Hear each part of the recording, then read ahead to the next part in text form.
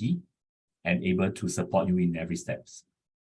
I would also like to take a moment to recognize and thank our host, Institut Teknologi Bandung, and also to thank Mr. Anna Sukmana, Head of Library, Institut Teknologi Bandung, for their partnership in bringing this virtual ACS on-campus program to you. During today's presentation, we will highlight the many programs, services, and networks available when you engage with the ACS. This is just a small piece of what the society has to offer.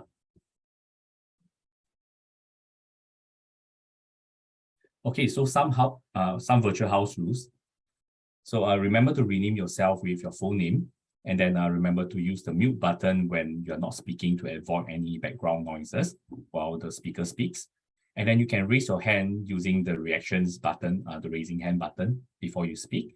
And also you can use the chat box to ask any questions along the way during the presentation.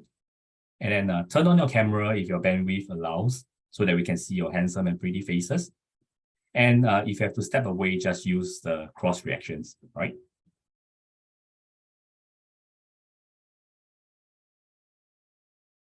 Okay, I'll now welcome Dr. Eng Yuli Setyo Indatono, Head of Institute for Research and Community Service, Institut Teknologi Bandung, to deliver the opening remarks. Dr. Yuli, over to you. Yeah. Thank you, Pak Adrian Ling. Distinguished guests, ladies and gentlemen, Bismillah, Assalamualaikum warahmatullahi wabarakatuh.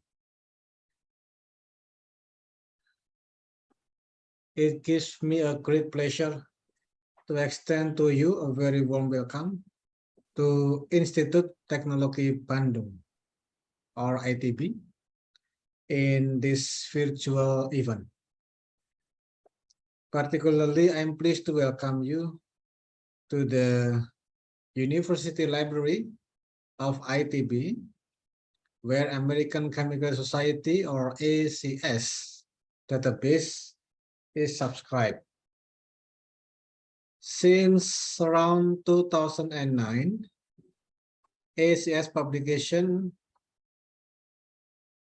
in the database subscribed by the ITB because become one of the important parts of our library in providing, developing, and managing knowledge for the library user, especially ITB students and faculty members. Today, I represent the Vice Rector of Research and Innovation who cannot personally attend this important meeting. I deliver his speech. Indeed, ACS database is in line with the library vision, which is to build a knowledge-based society in Indonesia, and ITB vision, which is to become an internationally recognized university that makes significant contribution to the improvement of national and global welfare. For your information, this year, ITB currently has access to ACS All Pubs package, ACS Legacy Archives, all journals except GCE, ACS Symposium Series 2018, and ACS Symposium Series 20 and 22. Ladies and gentlemen, since this is the first time of the ACS on campus program at ITB, I specifically would like to highlight ACS on campus programs that support our vision. Firstly, since Mr. Adrian Ling introduced and proposed ACS on campus event for ITB library event, he explained about ACS on campus event is a loyalty program to reward a customer like ITB, whom is a good and loyal customer to ACS publication.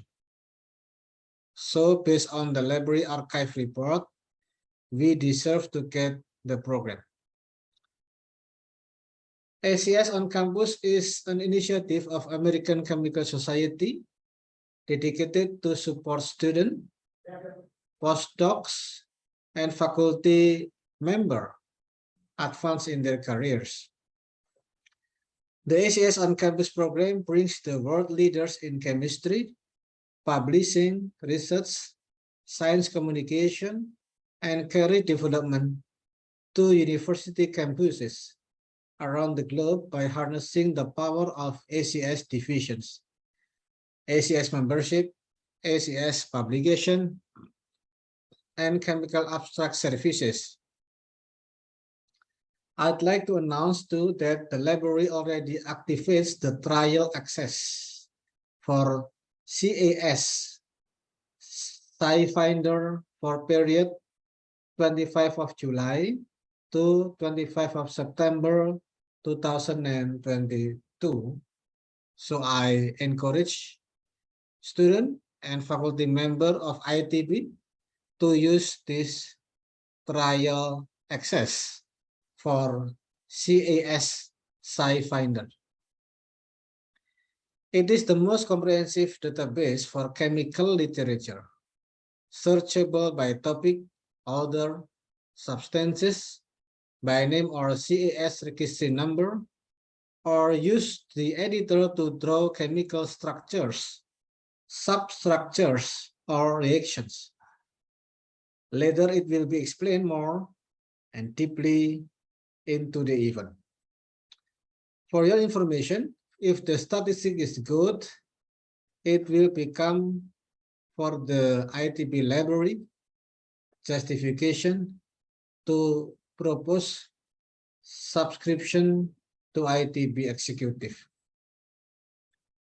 ACS on campus events are free and open to students and researchers studying the pure and applied sciences. Content is appropriate for graduate students, postdoctoral researchers, undergraduates, faculty member, and also non-faculty member who have interest in chemistry and chemical engineering, for example, and ACS members. A special track is also available for science librarians. At the end of the event, attendees will receive an official ACS on campus certificate of participation, so that some benefit for both of ITB and ACS in conducting the ACS on campus program. I hope that these fruitful collaborations will be continued for many years to come. On this good occasion, please allow me to express my gratitude to Mr. Adrian Ling, Customer Success Manager, ACS International Limited, representing CAS, Chemical Abstract Service, and also for all speakers. Number one, Professor Habibah A. Wahab, as Dean of School of Pharmaceutical Sciences, University Science Malaysia, and Associate Editor of Journal of Chemical Information and Modeling.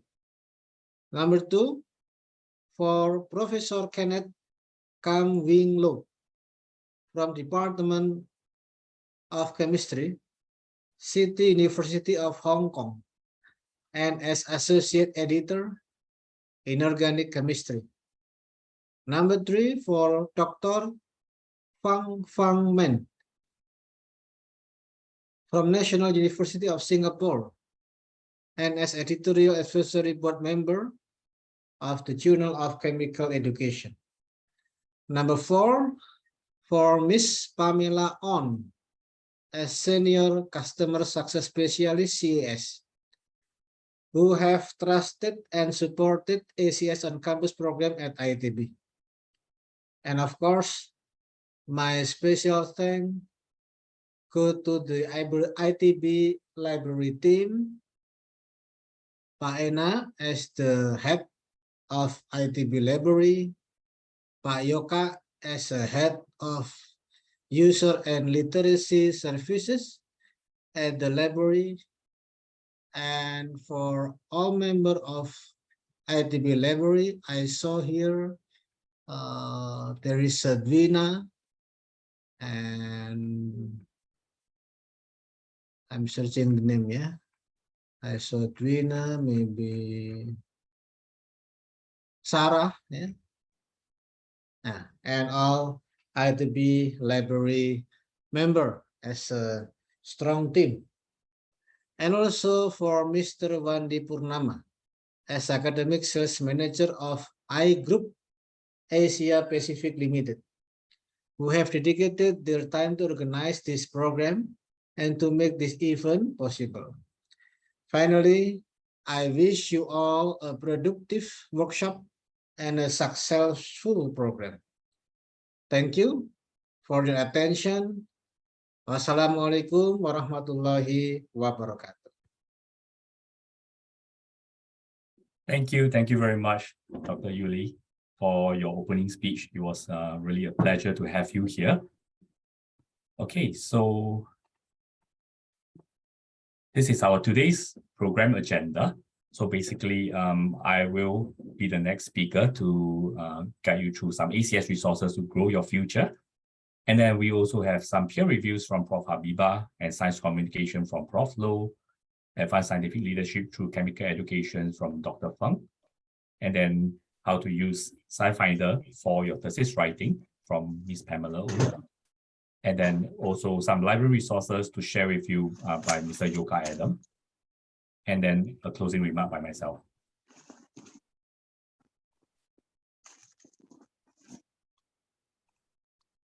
Okay, so before we begin, can I request all speakers and participants to join us by turning on your video and also take a group photo. So ACS resources to grow your future. So to discover ACS essential resources for the chemistry researcher's journey from pre-undergrad, undergrad, graduate researcher and into the industry, we have ACS journals, ebooks and databases such as ACS Guide to Scholarly Communication, our chemical and engineering newsletter for you. And then discover in Chemistry Student Magazine. This is a professional support system for students majoring in chemistry that helps prepare you for your professional career, advises you on making the most of your college years. You'll find info on career options in and outside of research and academia, insights on professional skills you need to get into the job market, and how to be successful in your career. You can also find answers to all your grad school questions, how to get into graduate school, what is it like to be a graduate student, and how the grad school journey works. Advance your career with Chem IDP. This is a tool to help plan your career path, understanding who you are and what you value to find a career that aligns with your skills and values. Chem IDP is designed by chemists for chemists. You can explore various careers, figure out what skills you need to strengthen, set concrete goals, and walk away with individual development plans. And then connect with chemists and other science professionals. The CS Future Leaders Program aims to expand professional networks among emerging researchers, increase knowledge and exchange ideas about the roles of information within the research process. The program has seen rapid growth in the past few years, and then it's also recognized as the premier program of its own. This year, CS received the highest number of applications across the world since 2010. Alumni from this program has been part of the scientific innovations and research. They are influencing future scientists through their demonstrated leadership. We also have the NUS International Student Chapter, which was founded in 2014. They provide career guidance and promote chemistry as a choice of study, and then outreaching via sharing on workshops, lessons, and industrial visits. Here's our ACS social media channels. So please remember to follow us, like our posts, and tag us if necessary. So sharing advocacy and volunteer opportunities. Act for Chemistry Legislative Action Network, ACS Member Advocacy Volunteer Program. Stay informed about high priority issues that affect the chemistry enterprise. Suite of tools and resources are provided.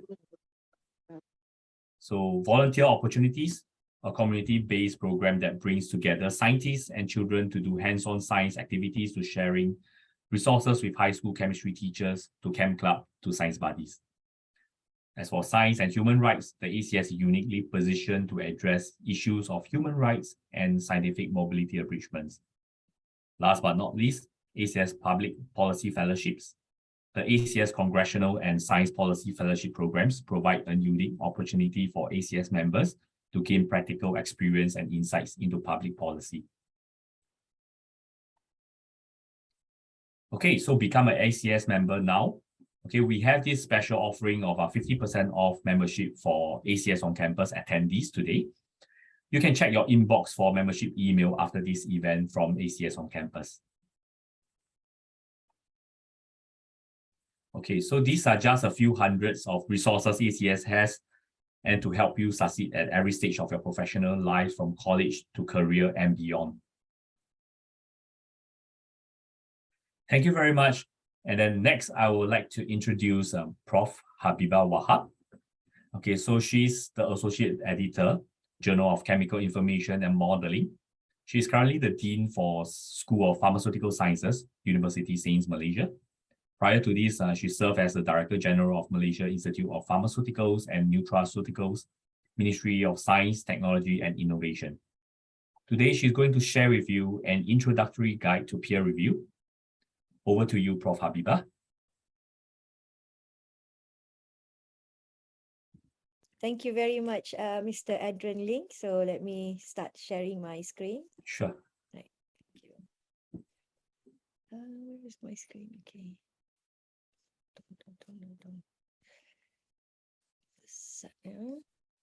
Let me give me a minute. Sure. Okay, let me start sharing. Can you see my screen now? Yes, we can. So, Assalamualaikum and a very good morning to everyone here. Wilujeng enjing baraya di mana wai ayana urang patepang di diu. Harap bahasa Sunda saya tu mirip bahasa Sunda. Otherwise, selamat pagi. Saudara di mana juga pun berada, kita bertemu di sini. I would like to thank the organizers, Mr. Adrian Ling, ACS on Campus and ACS Publications, for inviting me to be here. I'm very privileged to be speaking to my colleagues in Bandung Institute of Technology, and as well as everyone else in this platform. So I'm going to share some tips on peer review. So this is about an introductory guide. The topic we'll be discussing today is on what to do, how on the peer review process. Okay.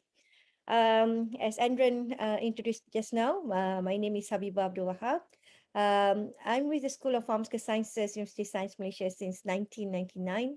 And I've been Associate Editor with Journal of Chemical Information and Modeling since 2014. So I'm very excited to share with everyone here. Just to let everyone know that I just came back from Mecca. I came back on Sunday evening. So maybe my voice, will be on and off. So please bear with me. Right. Okay, a little bit on my scientific career before we move on. Right. As I mentioned earlier on, I've been the Associate Editor for this journal 2014, but I've published it much earlier. I will tell a little bit more in the next slide. But Jcim is a very reputable journal. It's in a Quartile 1 in Journal of Citation Report in the area of chemical information, modeling, simulations. But the journal has a focus on the development and application of computational methods for drug discovery. I joined during the tenure of Professor Kenneth Murph, a junior, when the journal impact factor was only like 3.6 something. I have the exact impact factor in 2018 was 3.99. But you can see now the journal impact factor for 2021 has shoot up to 6.12. So every year we shoot up. When I started as associate editor, we only have 3 associate editor and 1 chief editor, and we handle around 300 papers, manuscript submission a year. But today we handle close to 2,000 a year, and the journal acceptance rates also has become more and more competitive. Right, so it's good. This is the quality of all the ACS journals like this. Okay. This journal is also very diverse in the composition of its associate editors as well as its editorial board. But here I'm just showing that we have associate editors in all the continent of the world. So we have from United States, from America, from South America, presented by Professor Soares, from Brazil. We have from Europe, from Germany, Professor Rare, Professor Konya in Greece, from South Africa, Professor Kevin Naidu. We have Professor Feng Zhou from China. So Professor Romy Amaro and Professor Guawei is from United States. So you can see that I'm representing, maybe representing Asia and this side of the world. Okay, but it's been a very interesting almost 8 years, 8 years of life and associate editors with the journal. I mean, okay. So I publish my work constantly, and since 1989, I finished my PhD in 1999. I joined academia straight away as a lecturer in the School of Pharmacy in USM. But since then, I've published more than 100 articles in high impact journal.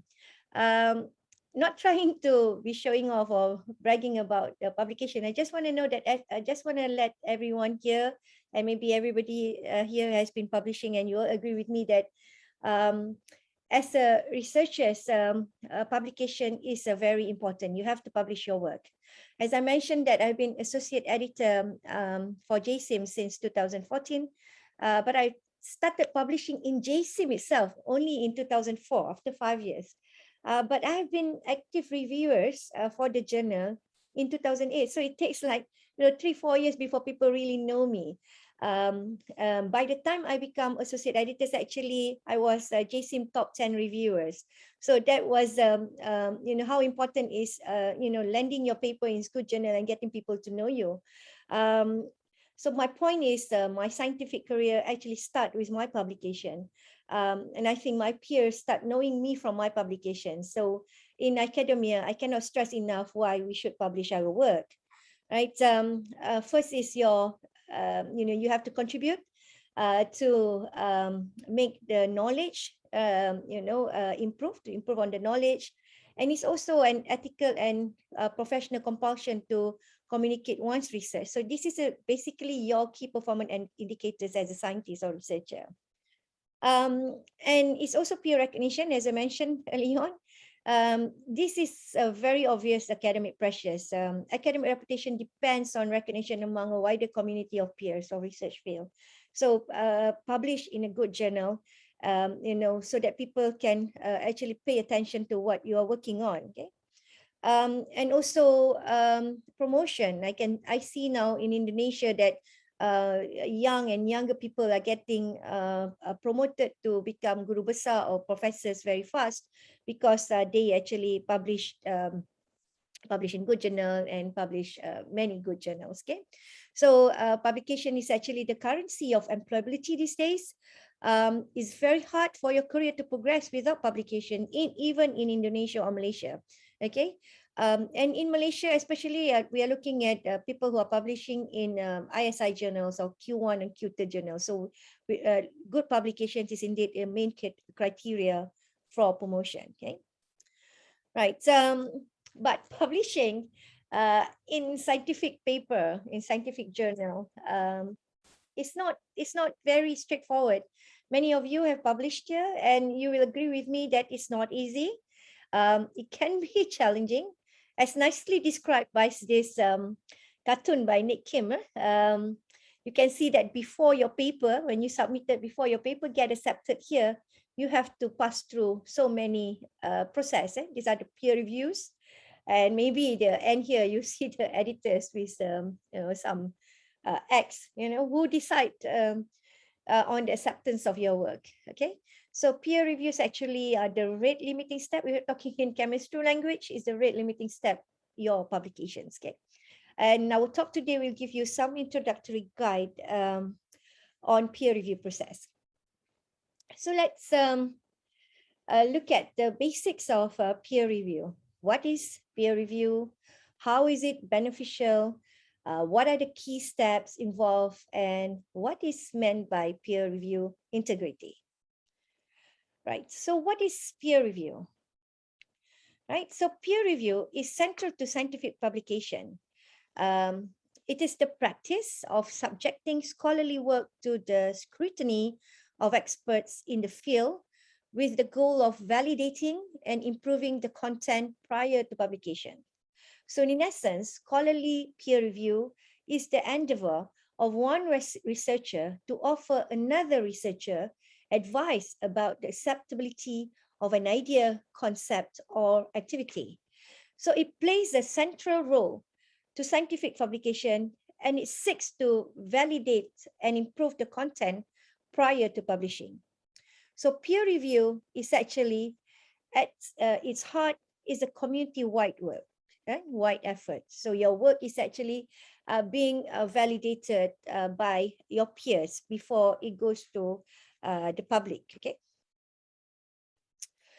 So why is peer review important, right?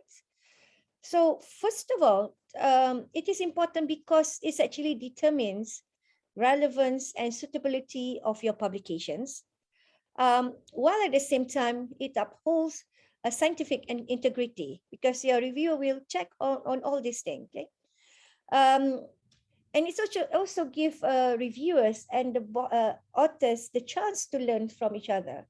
So reviewers can further establish your expertise in a research field, get an early look at the potential of groundbreaking research, and develop critical thinking skills, as well as gaining experience writing and responding to constructive criticism.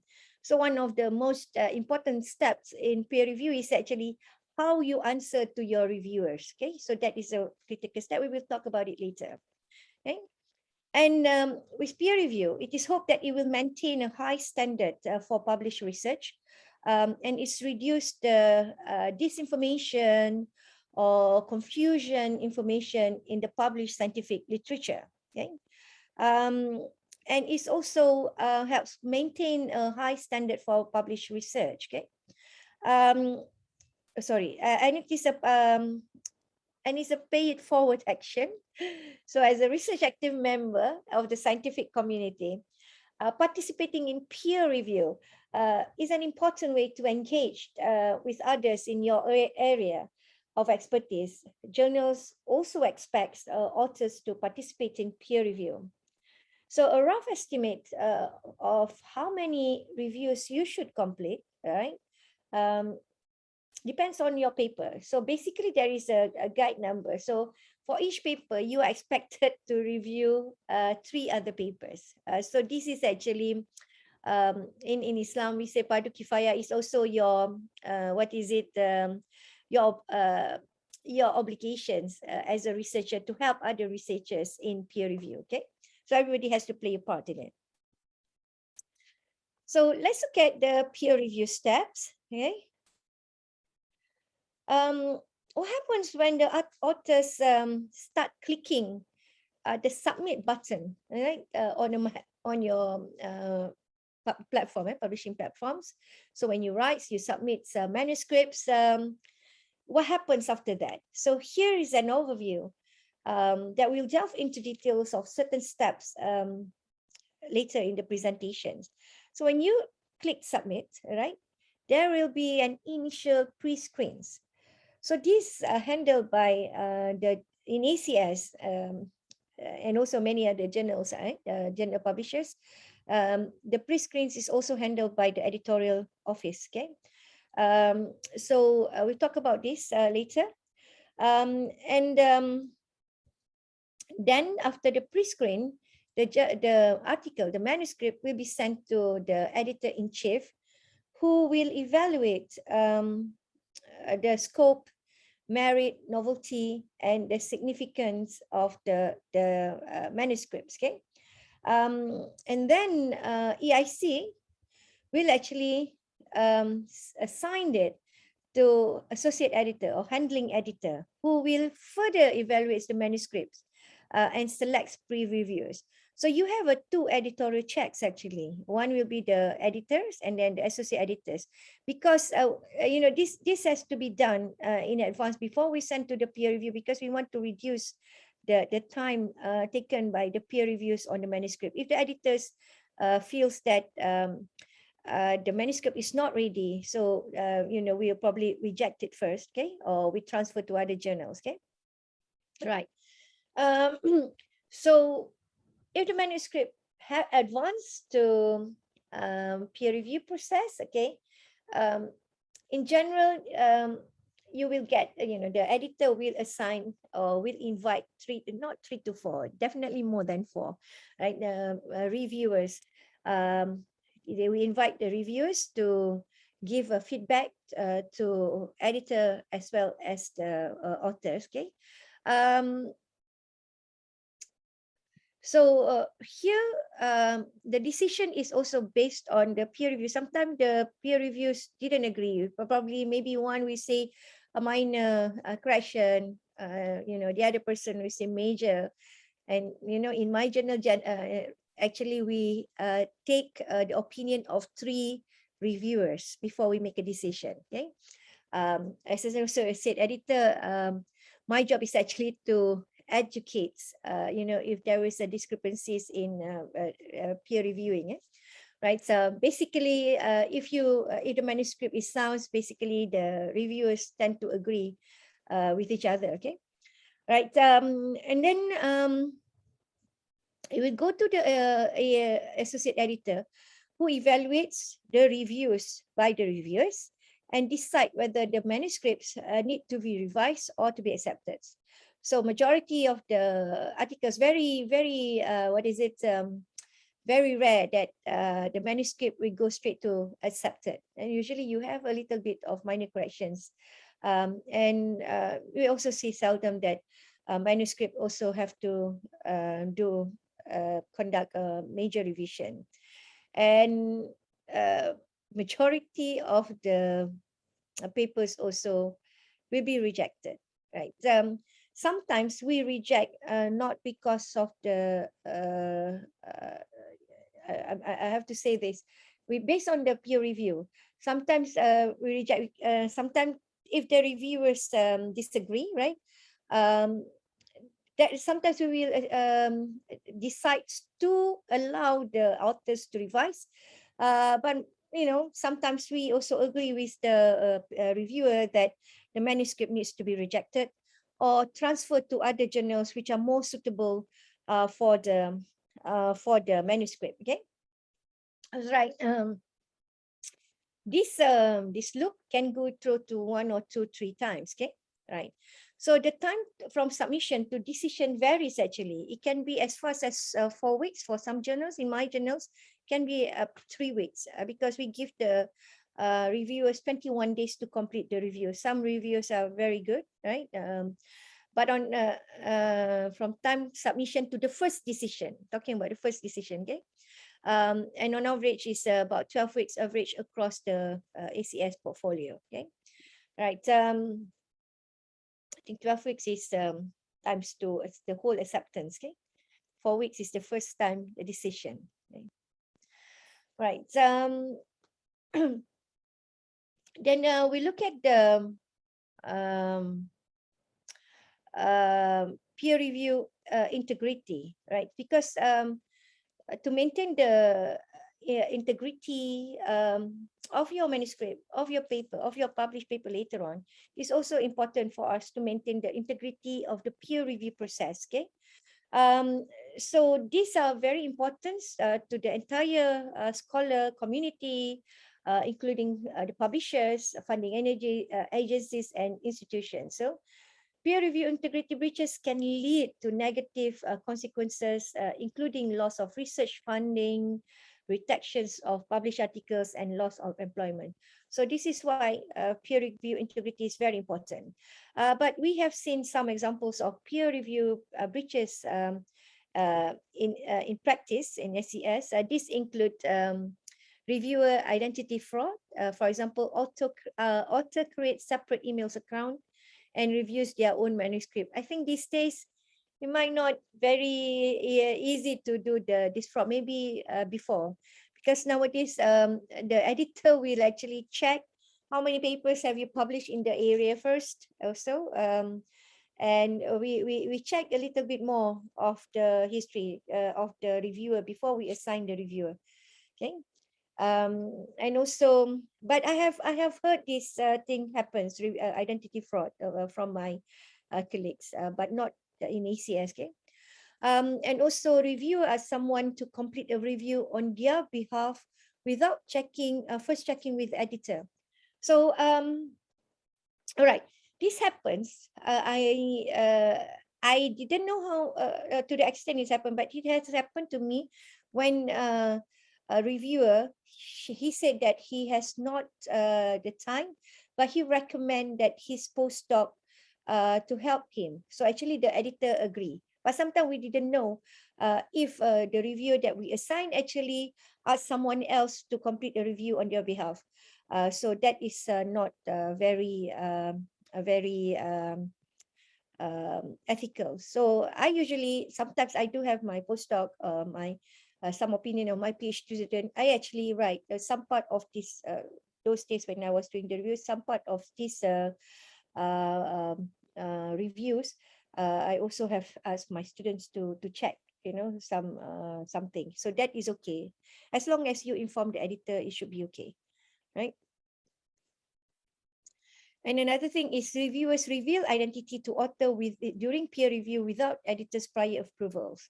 So in my whole experience, I have seen this thing, only one time, but for the reviewers to reveal identity to author during peer review without our knowledge, I didn't know. But when they write, sometimes they write there that I would like my identity to be revealed to the authors. Then the editor, if he thinks that it is appropriate, then he will reveal, because ACS actually applies a single blind process. That means we didn't reveal the identity of the reviewer. But if the reviewer wants, then we, for example, for me, I will check on my chief editor. If he's okay with it, we will allow it to be revealed. Okay. Reviewer shares confidential information gathered in peer review and take advantage of information to benefit their own research. Okay, this might happen, but I heard stories about, where some people say that, I sent a publication and then a few months later I saw similar things, going. I'm not sure, but in my experience, I hardly see it for the ACS journal that I handle, because we also check. Usually the one that we reject, and then suddenly it appears to other journals. That is always happen, but not with the same author. The author who got their manuscript rejected in in Jcim, they actually sent to other journals, and we saw in the other journals that the manuscript get published. Okay. Right, so reviewer has a real or apparent conflict of interest and does not reveal the conflict to the editor. So all these things are breaches to the peer review integrity. And if you have a conflict of interest, please let the editor knows about it. Okay. All right. So the next step that we mentioned early on in the peer review process is the pre-screen and editorial review. So let's start this by discussing what happens when you first submit your manuscript. That is pre-screen and editorial review. Okay. We often ask why the journals bother to pre-screen and conduct editorial review. Why not simply send out every manuscript to peer review first? Okay. So there are a number of reasons why ACS journals take the approach to pre-screen and complete editorial review first, but they are all centered around the author and also the reviewer. Okay, so first, primarily, we send our manuscript to a reviewer when it already meets the journal's requirements or ethical standards. So we need to check against this requirement and ethical standards, so that we do not want to send it if your manuscript does not meet these standards. Okay. So this approach is actually will reduce the overburdens of the peer review process. Okay. So actually, there was a scientific studies about the burdens on the peer review process on researchers. Okay, so that's why a lot of journals actually takes this measure to do the initial screen and editorial review. Okay, so sorry, what happened to my? Okay, go back. Okay. Right. And the journals also seeks to identify the best reviewers for the content or the area presented by the manuscript. Okay. All right. And overall pre-screening and editorial review is better for speeding your manuscript as an author. And also it's filtered to make sure that the journal is an appropriate target for your manuscript. Okay, instead of waiting up to 12 weeks for the peer review to be completed and then decline, and authors are told upfront for any apparent issue. So it's better that we check this thing first before we send it to peer review. So it's actually save times and speeds for the publication of your manuscript. Okay. It's true that editorial review doesn't catch everything, but it does catch a lot of things in the front end. It saves you the author times. It's also helps the editors making the decision to scope the fit. That's the scope, the fit, the merit, the significance, and the novelties of your manuscript. Okay. So if editors can make a clear decision, the manuscript is declined or transferred at this stage. Okay. If they require assistance, then we send it to peer reviews for comments and provide more specific guidance. So even before we send to peer reviews, that's why you see, you see that there will be a time lag when the editors actually make this decision. Either the manuscripts actually meets the journal scope, the fits, the merit, significance, and the novelty. Okay, and then they will send out for review if they feel that the manuscript is ready for the peer review. Okay, so when there are 4 key steps in pre-screening that occur during the manuscript's time in the editorial office. Okay, first, a member of the journal editorial office will confirm all the journal requirements are submitted and the manuscripts are readable. Okay, right. So so these are found in the guidelines for authors. They also make sure that your manuscripts are ready for the next step. Okay, right. So they will evaluate the length of the manuscripts and the suitability for all the manuscript type selected by the authors. Okay, so these are all compared to journal specifications that we actually the journals actually let know to the authors in their guideline, submission guidelines. Okay, and ACS do check for plagiarisms. All right, and using the common plagiarism softwares, and they also identify any issues, and this will be informed to the editors about whether, for example, we call this overlaps. Okay, so you have a lot of overlaps with other previously published articles. Okay, so we will check how much we allow these overlaps to happen before we ask the author to And we asked the author to address this plagiarism issue, okay, before we send to the peer review, okay. Right. And then in some cases, the General Editorial Office also implement established data check procedures. For example, confirming that the NMR data presented by the authors correctly matches the expected NMR for the compound.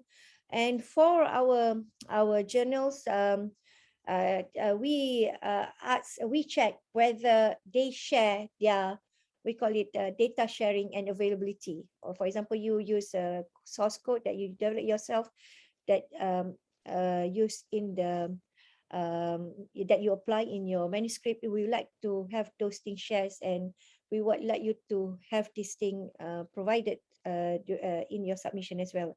And this is going to be checked by the General Office, okay, Editorial Office. Right. And I mentioned early on that we have 2 editors reviewing your manuscript before we send to the peer reviews, okay? So once our office completes the pre-screen, the manuscript actually goes to editor-in-chief, right? As well as associate editor, or handling editor, okay? Sometimes the associate, the editor-in-chief also handle the manuscripts, okay?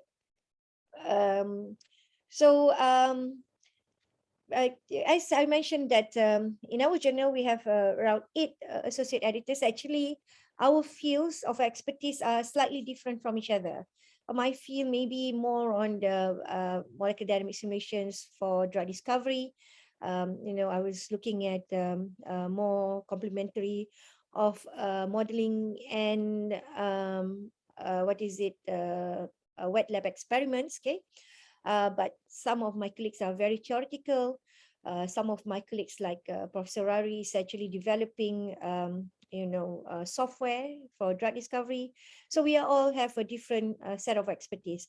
So our chief editors actually try to match the manuscript with who is the best associate editor to handle the manuscript, okay? Right. So the assigned editor is also known as a senior or associate editor, right? They generally have more specialty knowledge in the field and can identify the most appropriate reviewers. So generally, the associate editors, they know a lot of people in their area. All right. So for example, for me, I probably know a lot of researchers in Southeast Asia, in Japan and Korea, for example, and some maybe some part of China. But I know a lot of people in Japan, Korea, and this region. Okay, so and I probably tend to send to people who I know best. For this the manuscript that I was assigned. Okay, but ACS also has its own AI platform that we can use to find suitable reviewers. Okay. Beside knowing them firsthand, when you have we have handled being an editor for 8 years. You have seen who are the authors, reviewers. It's not very difficult to assign people who are best to look at your manuscript to review. Okay, and so generally after editor reviews, authors can receive a decision on the manuscript. So you can see, see some in the process that your manuscript are advancing to peer review, or transfer to other journal, or reject. Okay, right? So why do we have a 2-stage editorial review? Right? Because editor-in-chiefs are responsible for all content published in ACS journal. They have a broad view of the field. And then they will assign to handling or assign editor. The assigned or handling editors have a subject specialty knowledge, as I mentioned earlier on just now, and we have a network of appropriate reviewers, right? So these are the different roles of the the editors. All right. I want to make an important point here. ACS editors are practicing researchers in the field. They actually have broad expertise. Thus, editorial review is also a scientific review where the editors, have a look at, the manuscript on the contents and the merits as also as the novelty. Okay, right. So, as I mentioned, editors actually look at the scope fit. Does the manuscript fit the scope of the journal? So maybe some of you have received when they, at the initial stage when you submit, after 1 week, for example, you get a decision of reject by the editor because it does not fit to the journal. So our advice is actually always check on the journal guidelines for the scope and make sure that your manuscripts actually fits into the journal. Okay, right? And we also look at, we also evaluate whether your manuscript meet the scientific merit standards set for the journal, right? Scientific merits actually means that the manuscript provides reliable new information that will advance the field. Okay, right. And we also look at the significance, also called the perceived impact and novelty of your manuscripts. Okay, so the significance of a manuscript is the extent that this contribution will have in advancing the field, while the novelties is whether this particular thing has not been done before, right? So we look at these three factors, we evaluate them. Okay, so these are the three factors that will be evaluated differently at different journals. So Jcim might not be the same for the evaluation of the fit, the merit, and the novelty will not be the same as other ACS journals. So each ACS journal, or each journal for that matter, has a unique scope, and editors actually set scientific merit and significant goals or targets for their journals differently. Okay. Prof. Habiba, you have 5 more minutes. Okay. Sorry right. to interrupt. Right, I go very, very quickly, right? So, right. So how do editors select peer reviews? They look for broad knowledge and understanding of the field in the peer review, look at their technical expertise, who can evaluate the experiments, data, and interpret findings, reviewers who can provide, can offer constructive, fair, and biased reviews, diversity of reviewers, and if invited and unable to accept, we hope that reviewers can recommend to the editor. So this is important. Some reviewers decline and they don't recommend, but some reviewers, they, when invited, they decline. They actually show interest, but they don't have the time. They will recommend alternate reviewers. Okay. So here's the tip, right? So editors always appreciate reviewers who actually, when they are unable to serve and suggest alternative experts in the field. Okay. So let's look at the reviewer's perspective. So I'll go very quickly here, right? So in the first place, how do a researcher get invited to be a reviewer? So to become a trusted peer reviewer, essentially you have to establish scientific expertise through publishing, conferences, networking, and build your online presence. Okay, right. So in ACS, we have a free ACS review lab. Complete the training course, right? And tell other journals, PI colleagues that you are interested in reviewing. In my experience, we have researchers who actually write straight to us and tell us that they are interested to review the manuscript in ACS, and they listed down their expertise as well. Okay. And most importantly, when you are invited, please provide a thoughtful and thorough, and most importantly, timely response. If you are asked to give back your response within 21 days, please respect the time that we give. Okay. Right. So I really encourage everybody to go to ACS Review Labs. This is free, and they have different modules. You can do that in your own free time. Okay.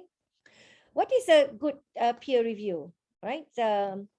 So let's say you've now been trained and invited to review. Well, there's much details in ACF Review Lab courses, but there are actually 7 basic components of a well-written reviewer. Okay. First, manuscript summary, right? So show that you understand the work by providing a short summary of the research finding. Okay. And then please put the work in context relative to other research, compare and cite relevant literature. Yeah. And also address the impact and broad appeal of the work, provide your opinion on the possible impact of the work and interest to a broad readership. Then evaluate the scientific merit. Is the research well thought of and also has been completed at high level? Analyze data, the quality. So was the data gathered in a correct fashion? Are there any necessary error in the calculations, okay, or in the data itself? Okay, and also are there problems with the quality of the writings or the presentations? And most importantly, is actually give your overall recommendations. If you have a major concerns, you can also let the editor know. So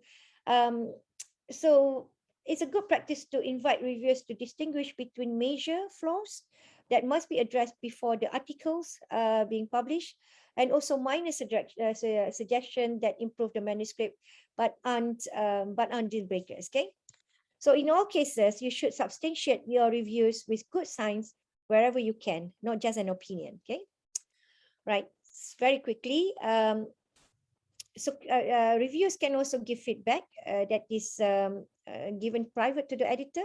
So when you suspect there is a conflict of interest, when you want additional references, when you suspect there is a scientific misconduct, when you have experienced review the same manuscript for other journal, you find a similarity or something like that, you may want to tell the editor. Okay. But please do not tell the editor that the manuscript is acceptable and while you are giving the authors a glowing review. So that is not fair to the editor. Right. For the author's perspective, this is important. All right. So how do editors make a decision after we get the reviewer? So we read and examine the manuscript with care. We analyze each review and we determine if there is an additional work required, and we provide the decision to author whether to accept, to revise, to transfer to other journal which better fits your scope of work, or we reject. Okay. But please be mindful that whatever our decision is, we put the authors and the journals' perspectives in our mind when we make a decision. Okay. All right. So for authors, you have to respond to the editor and reviewers' comments. When you are responding, I'll be very quickly. Be professional. Be respectful. Respond to each and every comment that reviewers give. Even if you disagree with the comment, you can disagree, but explain why. And don't try to guess who are your reviewers. Okay. So these are common mistakes that you must avoid, right? So don't make a partial response, okay? And don't object to the selective comments, okay? And avoid responding to one reviewer's comments because you consider their feedback is irrelevant or less important. You have to answer every comment, okay? And pay attention also to editor's comment. Okay, so these are the most common mistakes that sometimes you're not paying attention what the editor's comment, and also you ignore the priority of suggested improvement, and you also forget to have colleagues read your response to check for your tone of responding and comprehensiveness. Okay, so sometimes you said that you may think that the reviewer are not an expert in your field, but please know that these reviewers are likely one that you recommended because ACS asks you to provide at least 3 reviews, okay? And you might think that reviewer misunderstood the manuscript, the points, the experimental finding, right? If your reviewers you think that doesn't understand, right? So, or the readers also will not be able to understand. The author should clarify, so make sure your point is clearly understood, okay? And if you think that review is wrong and you're not going to explain, right? So you actually must use, we know. So you must use science to explain why the review is wrong, okay? And if there is similar research has been described in this journal, you say that why you reject my manuscript when similar work has been published in your journal, then we say that it may lack novelty because somebody has published it earlier, okay? And sometimes you said that when we ask you to do extra work or extra experiment to fit the gaps in your manuscript, you said that we cannot complete the additional work because the PhD or postdoc has left the work, then we will tell you that incomplete studies should not be published. So you should assign another student or postdoc to complete your work, okay? So what happened when your manuscript is rejected? So now what? So don't get heartened. When I started my career, when I got rejected, I'll take years to publish, to send it back, to the next journal. Just, nowadays I become more wiser maybe. So I just pause for a few days, step back, and then refocus, examines reviewers, every one of them, and then use the comments actually to improve the manuscript, adjust, and you can resubmit to a new journal, or you can write to the editors that you have, you think that you have improve significantly the manuscript, and ask whether you can submit your previously rejected manuscript to the to the journal. Most likely sometime the editor might feel that okay, there is a huge improvement have been made, and they might allow you to send it for another round of peer review. Right, so this is my last slides. Okay, these are the 10 tips that every one of us should pay attention. Right, so navigating peer review as a first-time author or as a reviewer can be difficult. So please follow these 10 tips to become a pro at peer review. First, keep it professional and respectful. Right, professionally, right, with respectful words. Okay, don't show your anger that the manuscript is not good or whatever. Okay. And don't take personally. Whatever comments that reviewers suggested to you, don't take it personally, okay? Focus on the research, not on the grammar. Focus on the research, the content, the significance, the novelty of your work, okay? Be timely. When you are a reviewer, be timely. Do it, if you are asked to do for 3 weeks, do it in time, okay? But also take your time. We give you 21 days, so don't give back in 1 day. So take your time, do it properly, do it professionally, right? Scientifically as well, okay? And your approach for reviewing is also should be careful, analytical, and balanced. And be upfront about any conflict of interest. Let the editor know, okay? Stay organized to write your review properly. If you go to ACS Review Labs, they will guide you to do that. And see whether you are biased. If there is any bias, check it. Okay? And assume that you are doing this for the best intention. Authors also, you must know that reviews are not paid. They actually do this to help you improve your manuscript. Takes their comments constructively. Okay. And please respect the confidentiality. So the reviewers should respect this, should respect the confidentiality of the content of the manuscript or the authors as well. Right. So there are additionally key sources. So where you can find help, you can go to ACS Review Lab. It is free, online, 6-module set of courses that you can take to be a certified reviewer. Right. So starts your experience here at www.acsreviewlab.org.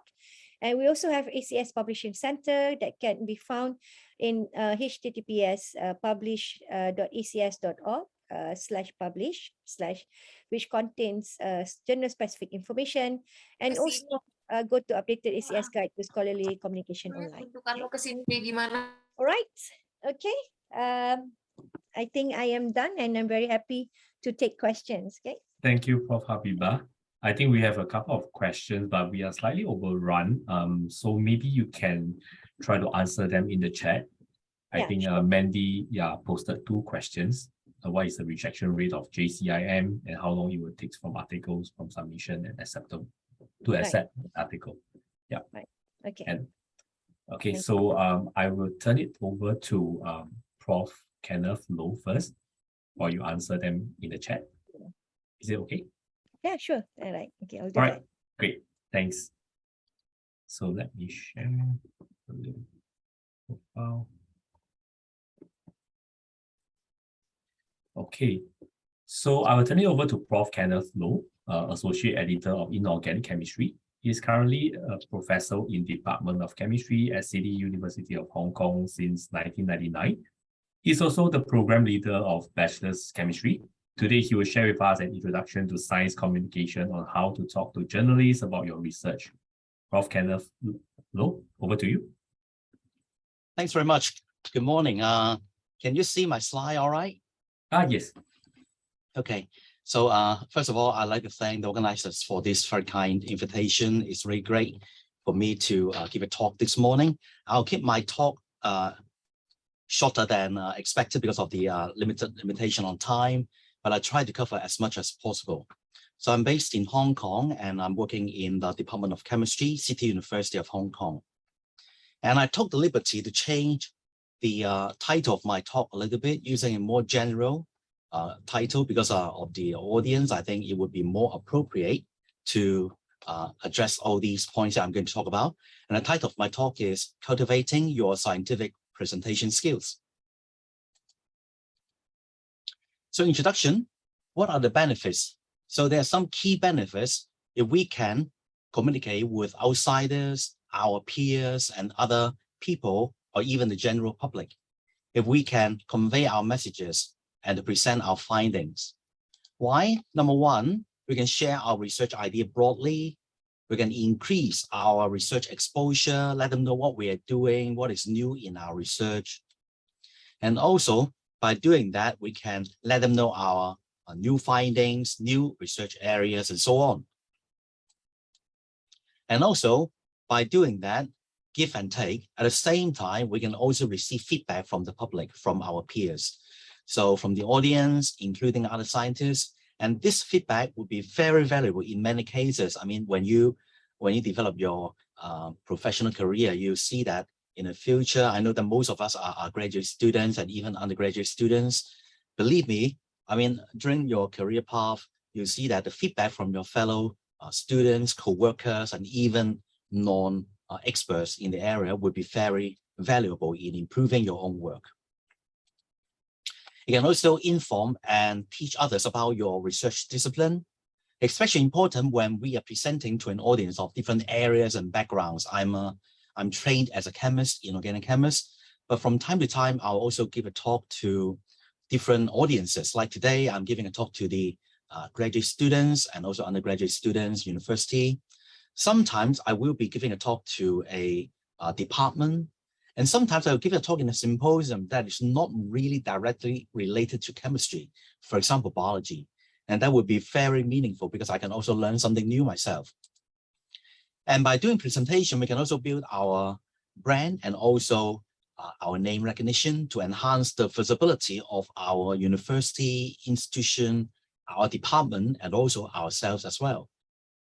And most importantly, I would say, by making a good presentation and also communicating with other people, it will allow us to collaborate and engage and grow our network. It will make it possible for us to find collaborators, potential mentors after finishing off your, for example, master. You would like to work for a PhD degree and you would like to look for a new PhD supervisor. And if you do a presentation during your master study, that would be very useful and helpful when you try to identify your future supervisor.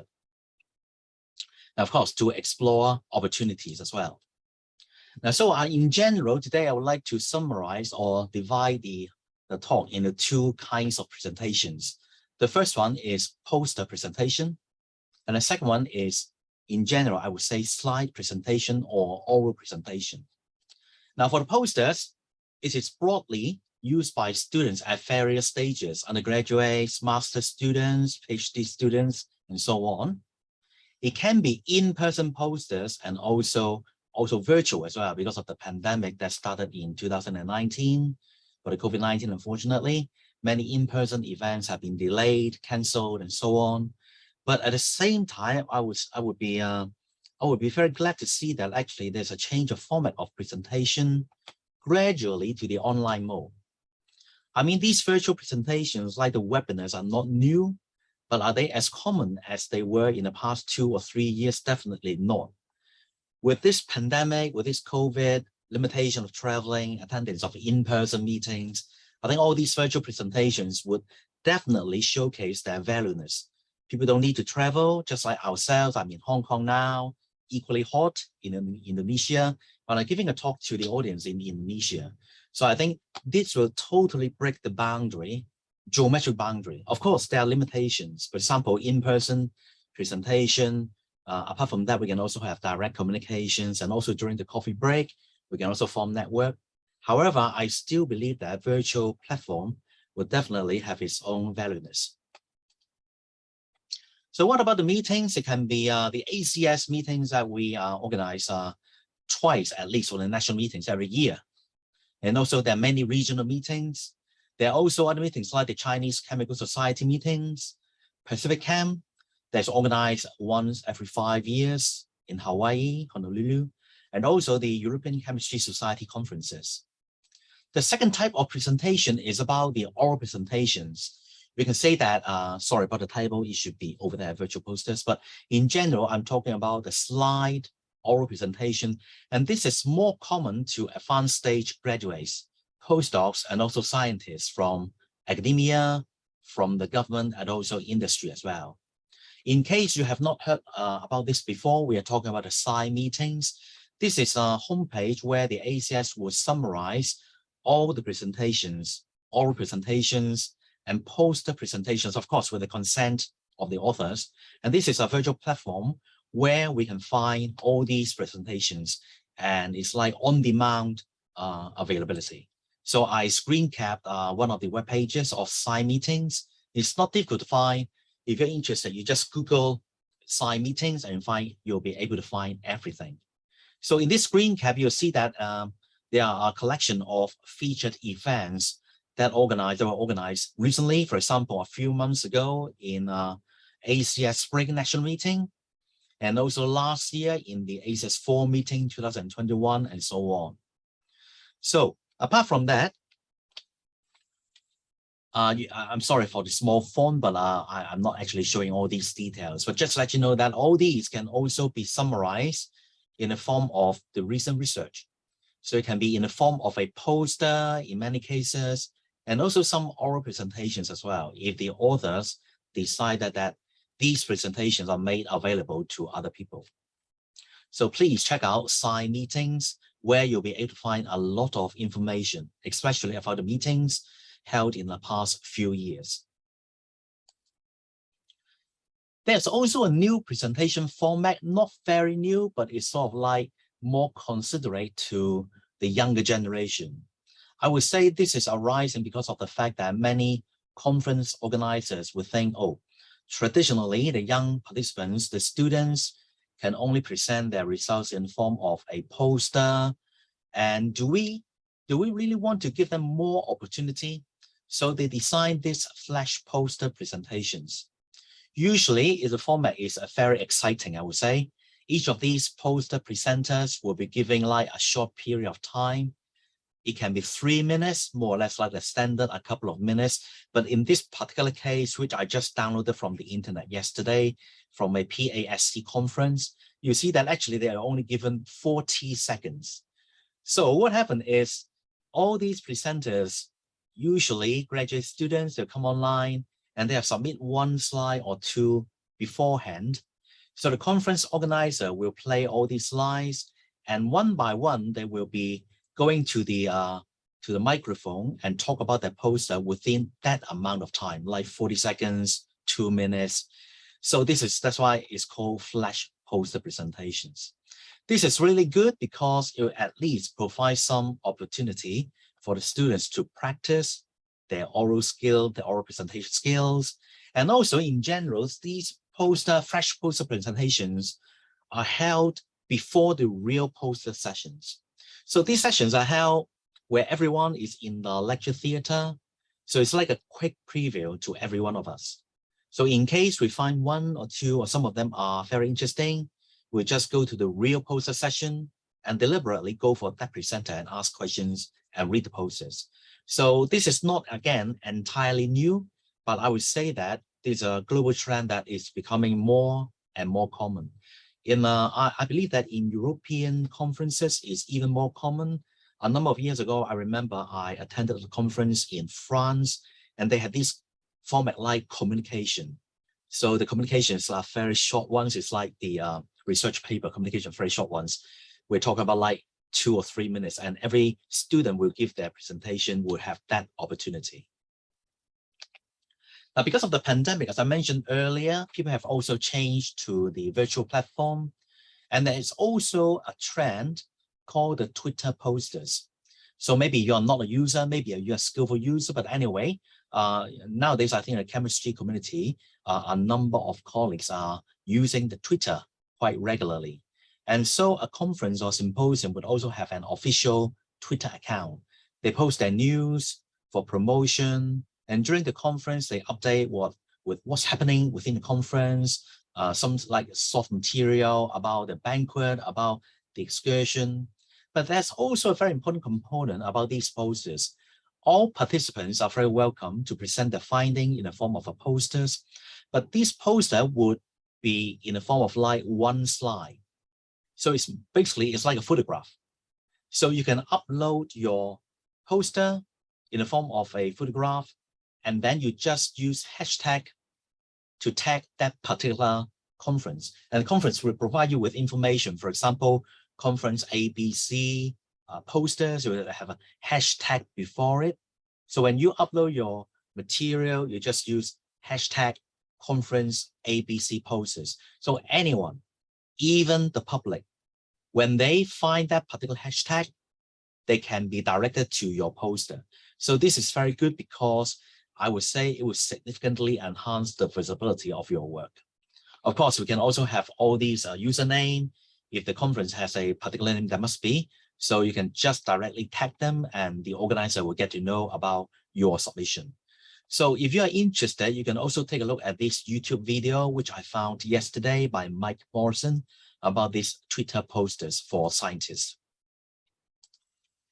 All right, going back to our original target about the poster and the oral presentation.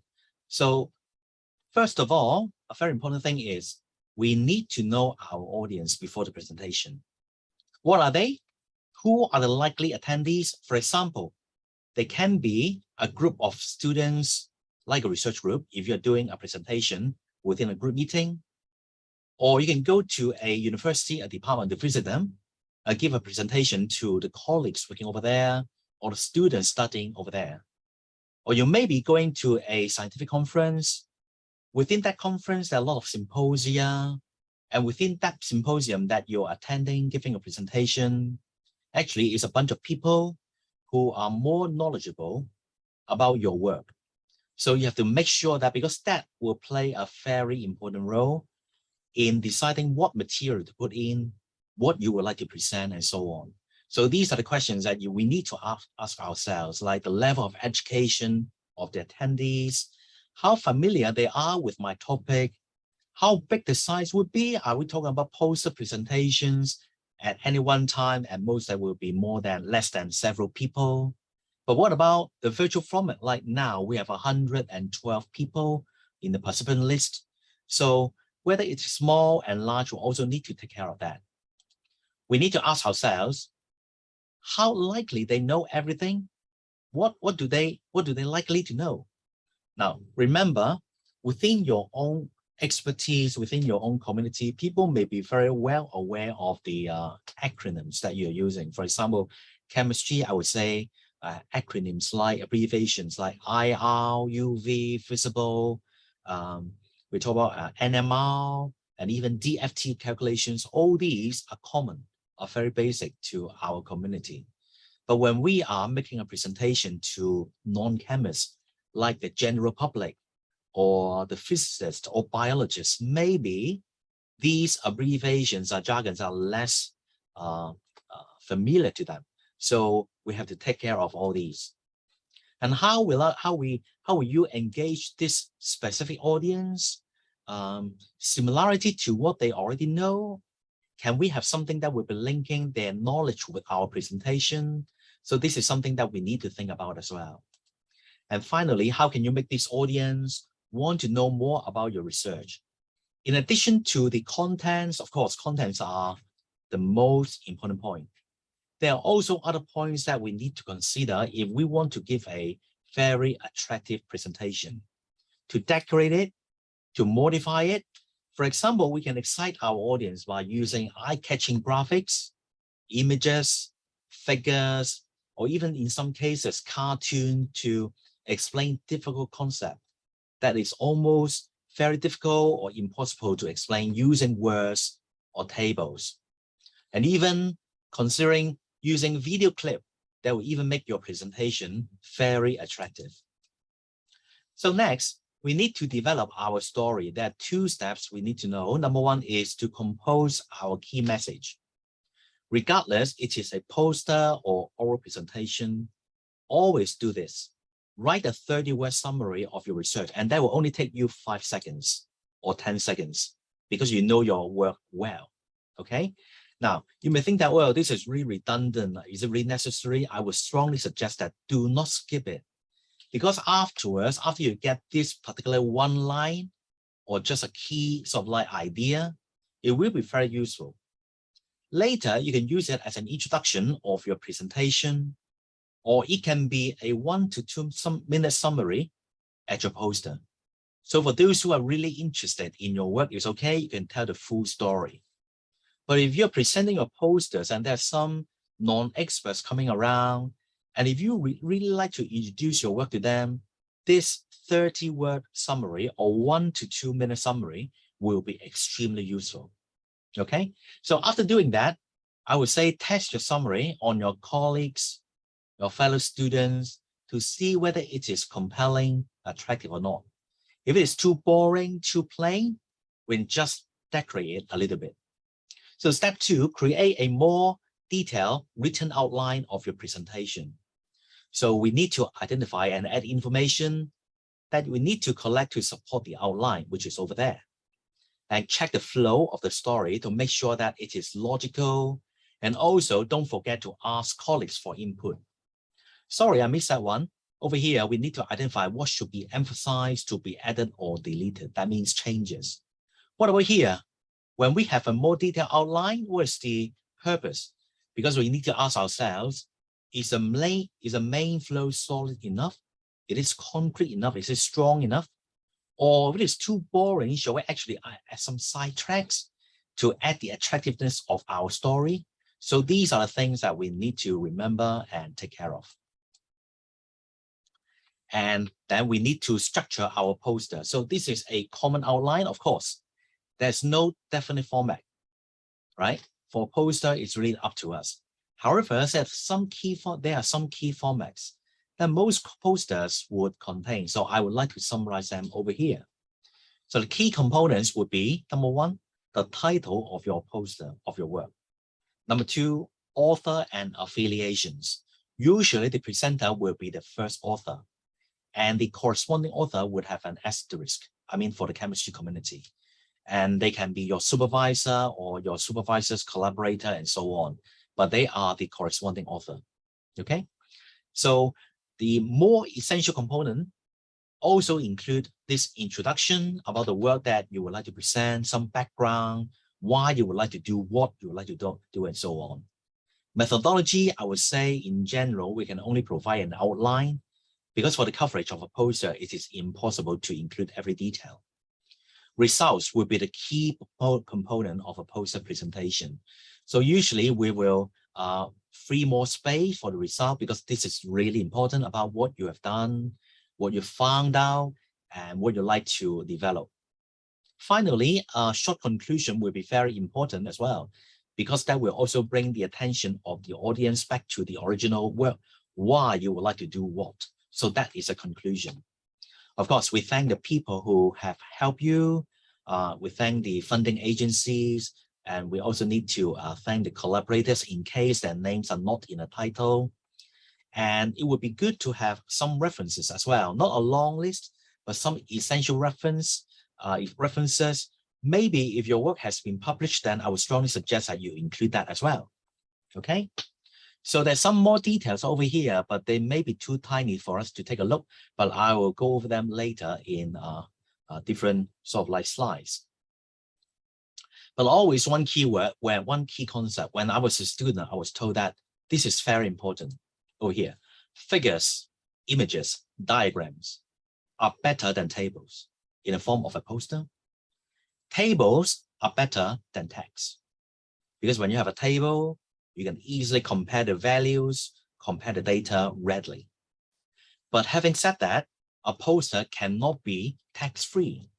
So all these lines are very important. I still remember all these after, tens of years now. So remember, if you can present your result in the form of a figure, of an image, go for it. But not every single result will be in a poster, in the figures, all right? If you want to compare your result, use a table. But remember, text is important, but only the most important text, essential text should remain, all right? Now, so structuring your slide presentation, this is about the oral presentation. In general, the components are very similar, but I would just point out the big difference over here. This is very similar to a poster presentation, but usually we'll have one slide that is located near the beginning to show your outline. Because unlike poster, people can always read back, they can fast forward. For a slide, they can't control. It's like watching a movie. Am I right? So it would be good to give an outline at the beginning, so people would expect, oh, what is going to be covered in this oral presentation. Likewise, at the end, it would be good to have one slide to show future work as well. Because after doing all this, we are talking about usually an oral presentation. The shortest one would be about 15 or 20 minutes, the most common format. And after 20 minutes, people may be fascinated by your results. They know what you have done, what is your contribution to the scientific world. But a very important question to ask is, what's next? What are you going to do? Anything that you have not done, any of your results that are unexpected will deserve further investigations. So all these would be very important. So please consider having one slide at the end to summarize your future work. And this is the general timing guideline. Of course, there's no fixed rule, but it's a general sort of like allocations of time, with the title slide being 1 minute, introductions about 2 and 3 minutes, outline 1 minute, methods 3 to 5 minutes. What equipment you will use, I would like to say for oral presentation, unless it is very important, the specific experimental should be neglected, all right? So the essential method should be mentioned, but apart from that, the details should not be really mentioned. Result is very important, 3 to 5 minutes, conclusion 1 to 2, future work, you may skip it, but I strongly believe that you should really include that, and allow 3 to 5 minutes for questions. So this is in general for a 15 to 20 minutes presentation. So what are the fundamental differences between a research paper, a poster, and a presentation? Actually, I've already mentioned a little bit of that before. I would say there are 3 general big differences between them regarding the audience. A research paper is supposed to be read by the community and also to the public as well, if you are using the open access format. So because of that, you really need to include all the details, what you have done, so that other people would be able to repeat your experiments to get similar results. So all the details, everything, the background, why you would like to do what you have done, and what is the future work, and what has not been covered in this particular sort of paper would be important. A poster would be, before that, a poster, I would say the audience would be the people, of course, the participants joining that symposium or conference. The major difference is that the length is much shorter. So you can only put in the most essential component, most essential material, and ignore all the others, all right? What about oral presentation as well? Oral presentation is similar to a poster. It will be the participants of that particular conference or meeting. And I've already mentioned the level of details. Research paper must be most detailed, because it will be, in most cases, it will be peer reviewed. So we have to make sure that every single detail is correct and accurate. But for poster and oral presentations, even though we have to make sure that everything is accurate and correct, we do not really have the space and the time to cover everything. So that's why we only include the most important components. But one thing I would like to mention is about the format. especially for oral presentation, because it's really like a movie. So people cannot really control, they cannot go back to earlier slides. This is very different to a research paper and a poster, because if you, for example, if you make a number of new complexes or new compounds, and then later part, you would like to mention them, but if you do not include the name or the structures, most preferably the structures, and you only include the abbreviations, the audience may not understand what those compounds are and what those meta complexes are. So it would be good if you're handling a number of data, a number of entries, try to repeat them, preferably using structures, ChemWin, ChemDraw structures to show them in subsequent slides, and that would be very useful for the audience. All right, I am running a little bit out of time, so I'll keep the most important point over here. I don't really want to overrun a lot. So what to include and exclude in a poster? Exclude what? Distractors. The background information, ignore them if it is very extensive. If we have a lot of data, for example, if in a paper we're putting something in the supporting information, most likely that they will not be required in the poster. And remember, overcrowded figures and data on one slide of poster is not really appealing. We want to attract the attention of the audience, but not to bombard them with a lot of information. If they're interested, eventually they will go for your publication. So I would not suggest that we should put in a lot of figures. And also remember, we have to make sure that clarity is very important. The labels, the captions, the text, and the figures must be readable, at least from a distance. Include the basics. What am I adding to the current body of knowledge? What has not been done? Why is it important? What have I found? What is the meaning of it? And what's next? So one particular thing is, do not try to answer all the questions, even if definitely there's some questions on that. Leave your audience with questions that ask you at the end. So that is also a very interesting point. Okay. So after all, a poster presentation is like telling a story. The story content is important, but equally important is the how to make it more attractive. Because after all, you want to, it's like a salesperson. You want to let people know what you have done, why it's important, and that is our ultimate target. And that's why make it look more attractive. Try to grab their attention. That is also very crucial. Design of the poster. So very quickly follow guideline. For example, what about the format? Would it be, what is the size of the poster board? Is it a portrait or landscape?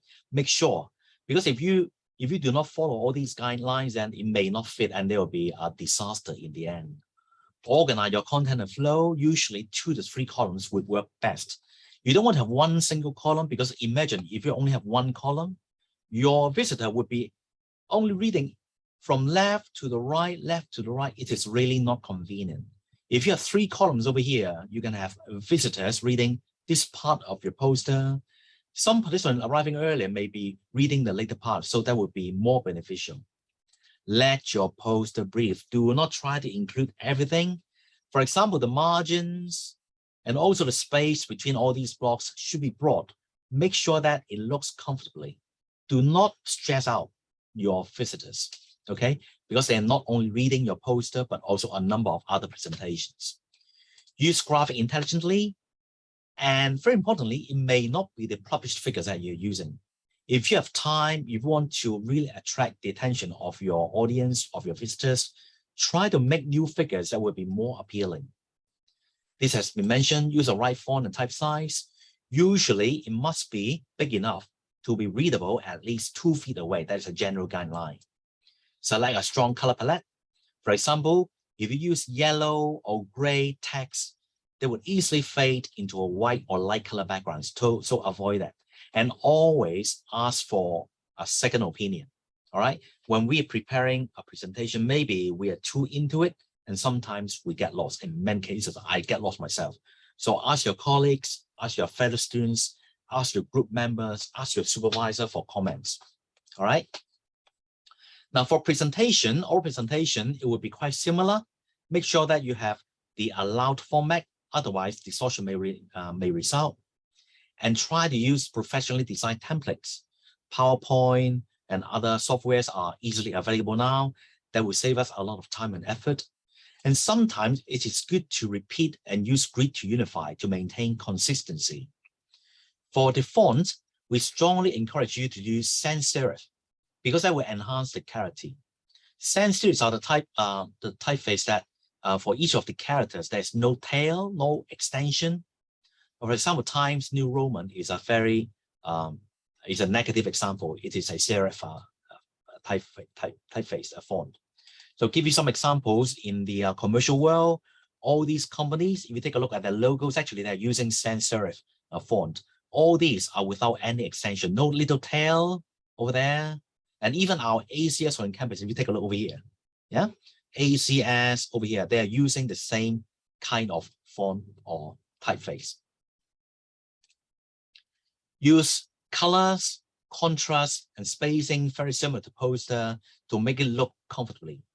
And to attract attention, you may consider using animation, like what I'm using, all these text boxes. Imagine that if these text boxes are originally around, that would be least appealing, right?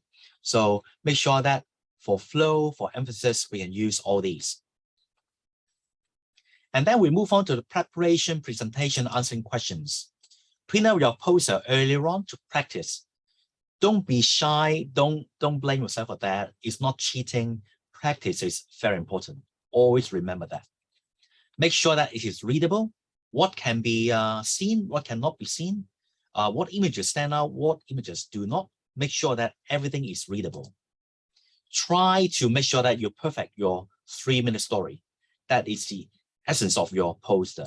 And again, practice, ask for feedback from your colleagues. So at the time when you're really giving your presentation, what should be done? Dress appropriately but comfortably. For example, you should take a look at or ask people around, ask the organizers if you're not sure, smart business casual or smart casual. But I would say in modern days, many modern conferences for the poster sessions, because are always involving younger generation students, in some cases, casual format, casual dress code is also acceptable. But please, if you're not sure, ask is all right. Ask people around. Arriving early, take all necessary supplies like for virtual, set up a computer early, make sure that the network is working. Position yourself on the side and stay at the poster. Make sure that you're around when the visitors arrive. But in many cases, because there are more than one poster session, so the organizers would have these odd even number presentations. On one evening, for example, the odd number poster presenters will be stationing at their posters, whereas the even number poster presenter can walk around and take a look at other people's work. And in the other evening, the even number poster presenters will do the same. So make sure that they're organizing this or not, or there's only one single session. Make sure that you're not missing out. Introduce yourself when you have a visitor, and also read the name badge. Don't be shy. That is the purpose of the name badge. So make sure that take a look if you do not know the visitor, and be polite. Courtesy is very important. And that will give you context as to your audience as well. Now, in many cases, people are really just walking around. They don't know about your work. So do not expect them, they will stay around for a long time and read every single detail of your poster. All right. So that is why the 3-minute summary will come to call. This is very important. For usual sort of like casual browse, I would say, visitors, just tell them, oh, are you interested in my work? Maybe I'll give you a general background. Go for that 3-minute summary to see whether they're interested or not. If they prefer to read your details, let them be. Is no harm doing that. But this 3-minute summary will definitely grab the attention of your visitor. You may consider leaving them a contact card or at least a email, your email address if you want to communicate with them or follow up with any questions that they ask and that you are not able to allow on site. And you can use social media before and after the event as well. For example, conference hashtags to promote beforehand and to summarize your efforts afterwards. Preparing your oral presentation, again, make sure that everything is readable, okay? For virtual, view on the type of device your audience may be using, maybe a laptop, maybe an iPad. In some cases, some students would prefer to use their mobile phone, so make sure that at least something can be seen. Well, if your font size is too small, on a mobile phone, the screen is too small to be readable. Practice with colleague and try to record yourself to improve. All right. So this will look for times that will move slowly, less interesting, kind of a bit boring. Try to get rid of those components. Eliminate reading your notes. We don't really encourage students to read the notes when they're doing oral presentation. Try to make eye contact. It looks silly. I do that all the time, if you notice that. Just consider that the camera is your friend, is a person, because that will make a lot of difference. If the audience on the computer can take a look at your eyes, sort of like eye contact, that is very, very important, okay? Of course, if you're taking in-person sort of presentation, look at your audience. Time to stay on track. I'm timing myself. I must confess that because I've been very busy in the past few weeks, I don't really have much time to practice. So I'll be overrunning a little bit, but I try to stay on time. Try to avoid going over, because that will intrude other presenters' time. Now, giving a presentation, I'll go over very quickly. Again, dress appropriately and comfortably. That will also depend on the environment. Precautions. Prepare your contact cards if you were to distribute them to anyone that is interested in your work. Make sure that you have a backup on your thumb drive. Make sure your file works okay. For example, presentation of the figures, video, animations are fine. And make sure that you are not troubled by people moving in and moving out of the real venue, because they do. Sometimes they will join your session later. Sometimes they have to prepare for the next sort of like seminar or next lecture. So it is very usual. Don't take it personally. They are leaving not because your talk is boring. They are leaving for a purpose. All right. They must be having some other commitment, for example. So do not be distracted. The limit use of notes and pointers. Do you have additional slide to back up? Use your body language effectively, like this lady over here, looking at the audience, open arms. That would be very inviting. Make sure that the audience have been taken care of. Manage your anxiety. Remember, even big professors, I talk to many of them. When they give a presentation, a lecture, they're also very, very nervous. So don't be shy. Don't worry about it.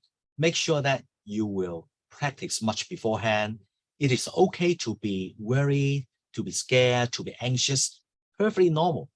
Take deep breath if you like, and that will try to help. And again, use social media before and after. Make sure that you'll be able to get the best opportunity to promote yourself, your institution, and also your connection with the audience. Answering questions. Sorry, Prof. Yes. 5 minutes. Okay, Sorry I'll to keep it interrupt. short. Okay, Thanks. I'll time myself again. I'll have 5 more minutes, right? Okay. Sorry about that. Make sure that you will have time, but ridiculously, I may not have time for questions at the end myself. So sorry about that. But in many cases, try to allow time for questions. There's some conferences like the Gordon Research Conferences where the Q&A session and the discussion would play a major role. They have something like 15 minutes, 20 minutes for discussion. So always remember that. Try your best to allow some time, okay? And there are some other points maybe less important. Listen to the entire question. And if you're not sure, repeat the question from the to the one who is asking to make sure that you get the correct question. Thank the person who asked the question. You can also keep your answer brief and clear. And also, very importantly, no one expects you to know everything. So do not make up an answer or fumble around through a half thought through answer.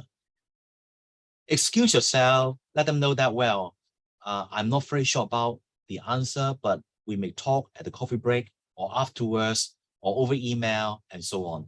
That is perfectly fine, extremely common. All right, don't be shy about that.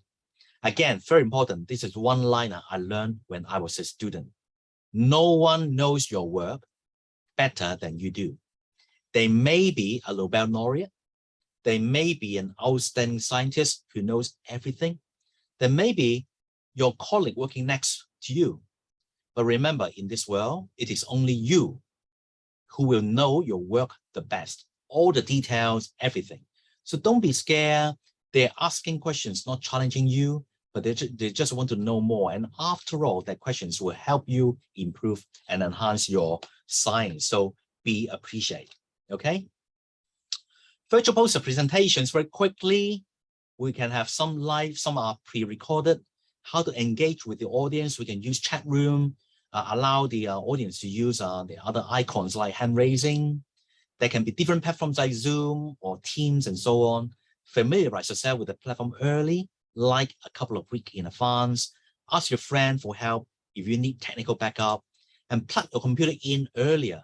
Make sure that you're using mobile cable over instead of the Wi-Fi because they're more stable and the speed is faster. Have a backup plan in case your microphone doesn't work. Can use the calling, the phoning, and so on. And give the organizer a copy of a presentation if needed. And again, very briefly, side meetings have become the official archive of the ACS Fall 2020 and afterwards for the virtual meetings and expo, abstracts and presentation. So if you're interested, you can go for it. 10 tips again, over here. Follow these. Number one, focus on your audience, where they're from, what level of understanding they have. Make sure that you're talking to the right person with the correct accuracy and also the level of difficulties. Number two, remember you're telling a story. The facts are important, results are important. How attractive is also equally important. Make sure that your thing is appealing, that they would like to listen, okay? Number three, make sure that your visuals will streamline, get in some animation, some figures, but not overdoing it. Number four, do not read directly from the slide or poster. That would be very boring. Well, if you only present a material, that can be done by a robot, right? But we are human beings. We will be able to make sort of like flexibility, allow sort of like something that would addition. Sometimes we would eliminate a little bit of things. So make sure that you're not doing that. And number five, keep the designated time, which I'm trying hard myself to do. I have 1 minute left. Number six, again, practice, practice, and practice.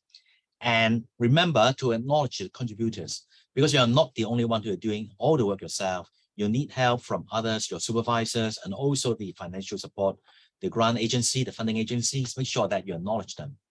And also have a plan for handling questions. Make sure that you understand most likely what would be asked and try to prepare that beforehand. And after all, be well rested. Everyone is nervous, as I said. Don't worry about it. Because the more you practice, the more you give your presentation, the better it will go. Stay healthy and relaxed. And finally, dress for success. Or maybe I will skip this particular part because it's like speaking with a journalist, which is less related to the audience.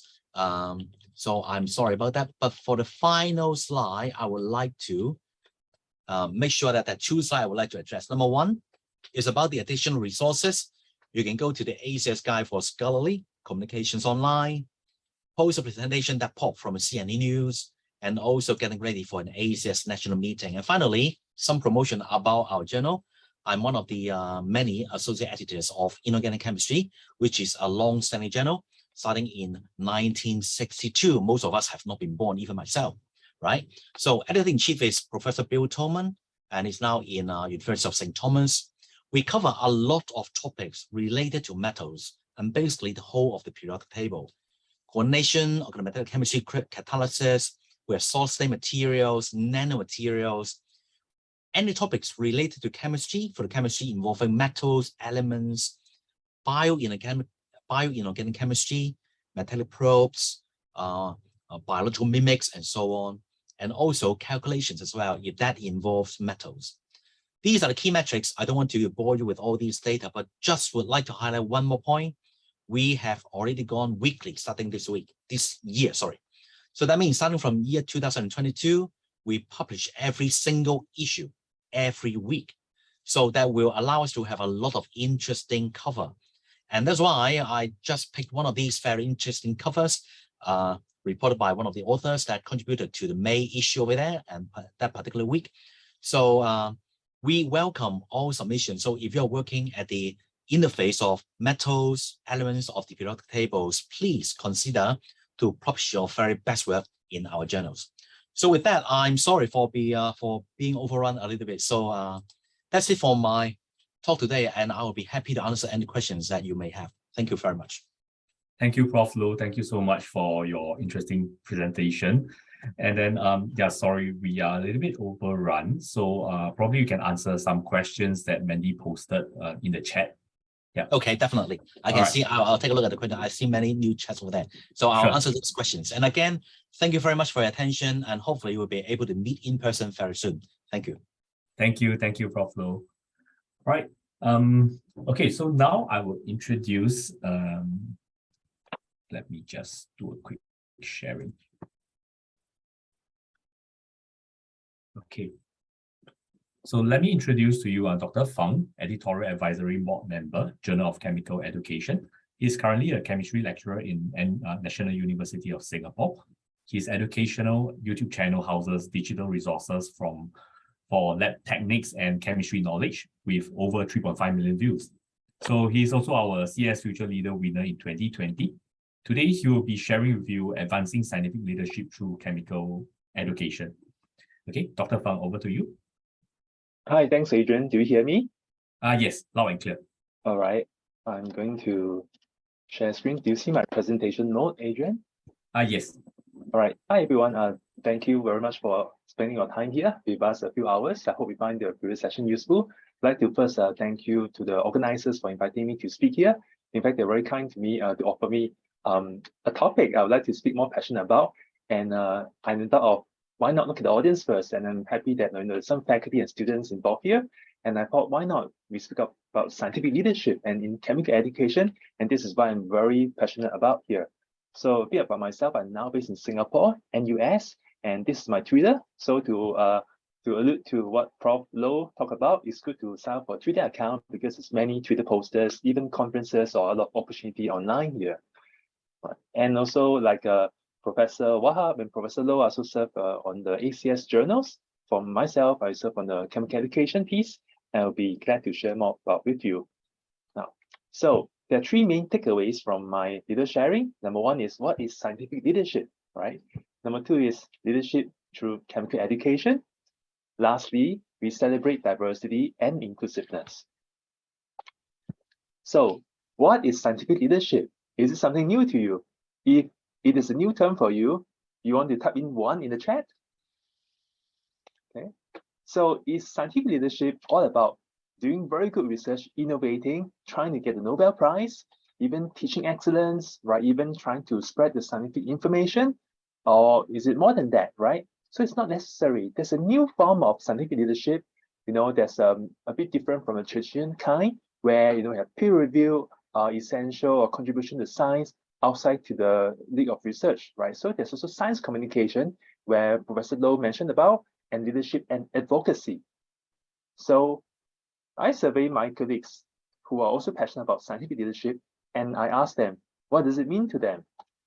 So this is Dr. Camelia Sokovic, assistant professor at Brazil. And she said, it's about the guidance throughout the process of science, includes ethics, teamwork, collaboration, diversity, inclusion in a safe environment. And why scientific leadership matters? This is from Dr. Safia Jilani. And she talked about the ability to bring people together and to improve the experience for people and science. Because without people, there's no science. And how does scientific leadership benefit the world? Why is it so important? This is from Dr. Nick Ocharian, postdoc at Columbia University in New York. In his share, we can change lives as scientists, and it's about building relationship with each other to think about how we change the world. I would like to highlight a couple more people who's really passionate about chemical education. This is Professor Paulette Benson Cruz, now at the BCC in Indiana. And her work is very interesting because she does quantitative research to look at the data in terms of gender equity, how the backgrounds of the scientists, right, affect their career approach. So for instance, we know that traditionally women is a bit weaker in math, but if you minimize this kind of bias in STEM education, you can actually have more gender equity in promoting research. So she's one of those CS Future Leaders in 2019, just before the COVID. And again, Dr. Jinani, she's in the class of 2020, and her PhD work just a year ago is very, very trailblazing. I need to speak more about it because there was a chapter in her PhD thesis highlighting invisible in STEM. So what are invisible work? The advocacy, doing voluntary work, and supporting causes that in traditional matrix is not documented. So this is her PhD thesis. And her PhD thesis, you look at the title, it's called A Story of a Scientist, a Researcher, Mentor, Teacher, Leader, and Advocate. Isn't that something to celebrate, right? You don't even find any scientific jargons here. Now, I would like to highlight a few things from her thesis there. How can we scientists, when we celebrate scientific leadership, to make invisible work more visible? Addressing equity, inequity, right, often comes with marginalized scientists, maybe in terms of the gender, in terms of the orientations, right? So she really supported this in her university at Georgetown, and to recognize graduate students who does involve in diversity, equity, and inclusion service work there. And she came up with an award for the department who celebrate this. So we know that these are perpetual efforts. It's just not one, but it is ongoing. In fact, I like her quote to talk about, when you graduate a PhD, you graduate a scientist, right? A scientist is a person. The project is just for the project, but the scientist can do many more projects. So I'd like to highlight for this program that I'm very fortunate to be part of here is supported by CAS, is a Future Leaders Program. If you find yourself doing a lot of this invisible work or is passionate in some form of your voluntary work, like how we all do, I suggest you should look at the website and apply for it. So this is from early this year in March. They just had the recent class of 2022, and they'll be in Ohio, right, in a few weeks' time, and then ACS 4 in Chicago. And this is my class, 2020, but due to the COVID, we couldn't meet up until this year in ACS Spring in San Diego here. So just part of the class because there were some travel restrictions, but I really benefited from this program a lot, and I want you to encourage you to apply for this. And the reason why you should apply is, you have this work here, maybe it's a lot of invisible work, maybe you're spending a lot of time helping your community to develop their skills, to teach them chemistry, to promote equity, right, to support people who are less advantaged. So it's really to document and see whether you can be part of this program to give you a leg up to celebrate your success there. And it's really about advancing your career in make meaningful impact in science. And the key thing is you meet like-minded people in this group across the world, and you work together and you make a bigger impact, right? So don't just create a spark, but ignite your potential, make a fire, okay? Also want to say that, right, leadership is not about all these awards, prizes, or programs you get into. Yes, you should try and apply, right? But leadership starts from within. So COVID is still ongoing, 2.5 years already. And the few of us, we look at how the pandemic affected our lives, right? But these are existential circumstances. What can we do as individuals to overcome this obstacle, right? So you see, before March 2020, we were all doing very regular work, right? There wasn't any hiccup, traveling, right? But as the COVID hit us, when we are quarantined at home in the various parts of the world here, did we look at ourselves in the mirror and think and reflect, what can we do to pivot ourselves, our time, and the relationship of people? So now we start to do Zoom meeting and Zoom presentation, which means we can do anywhere, inviting many speakers around the world. We can do a bit of reflection, right? We can do a lot of self-care, right? So this is really from a piece that I was able to submit with a few of these future leaders, how we responded with resiliency to the space created. Of course, the COVID took up a lot of space, all these opportunities are gone, but I think it's about how we react to the situation. So this is open access, and hopefully reading this piece will give you some inspiration, right, about the future. This is a few of us authors. Now, next part I'd like to share is about how do you have scientific leadership in chemical education. So my work is really in the digital enablement in chemical education using technology to improve learning sciences. Now, I started with this project. It was just under 10 years ago. I was teaching a lot of laboratory, and I saw a problem. These lab videos are very nicely made by my colleague. But the thing is, because they do not know chemistry and they film it at the orthogonal angle, students, when they do the experiment, they're scared, they're hesitating. I asked them, did you watch the video? Wasn't it good? They say, yeah, it's very good. I said, why do you have trembling hands? Why are you not moving? And they say, because they watched the video at an angle to the instrument, watching how their teachers do it. But when they're looking at the NMR instrument, they know it's very expensive and they don't want to spoil it, so they don't want to touch it. I'm like, okay, let's solve the problem here. And at the time, there was this GoPro camera that was very popular, and I just bought it and put on my head and my chest and film it. And it's the kind of view that give them a lot of confidence into experiment. And also, like what Professor Lu talked about, the eye engagement is very important. So before, Zoom, before COVID, it was a lot of flipped classroom. There was a lot of videos online where you see instructor putting Khan Academy videos here, but there wasn't a face-to-face engagement. And luckily, there was this light board that's by Professor Michael Pashkin in Northwestern. He didn't patent, he just shared around the way and thought, this is really interesting because when you speak to the camera, it is so much engagement, even though it's through a YouTube video or online video lecture.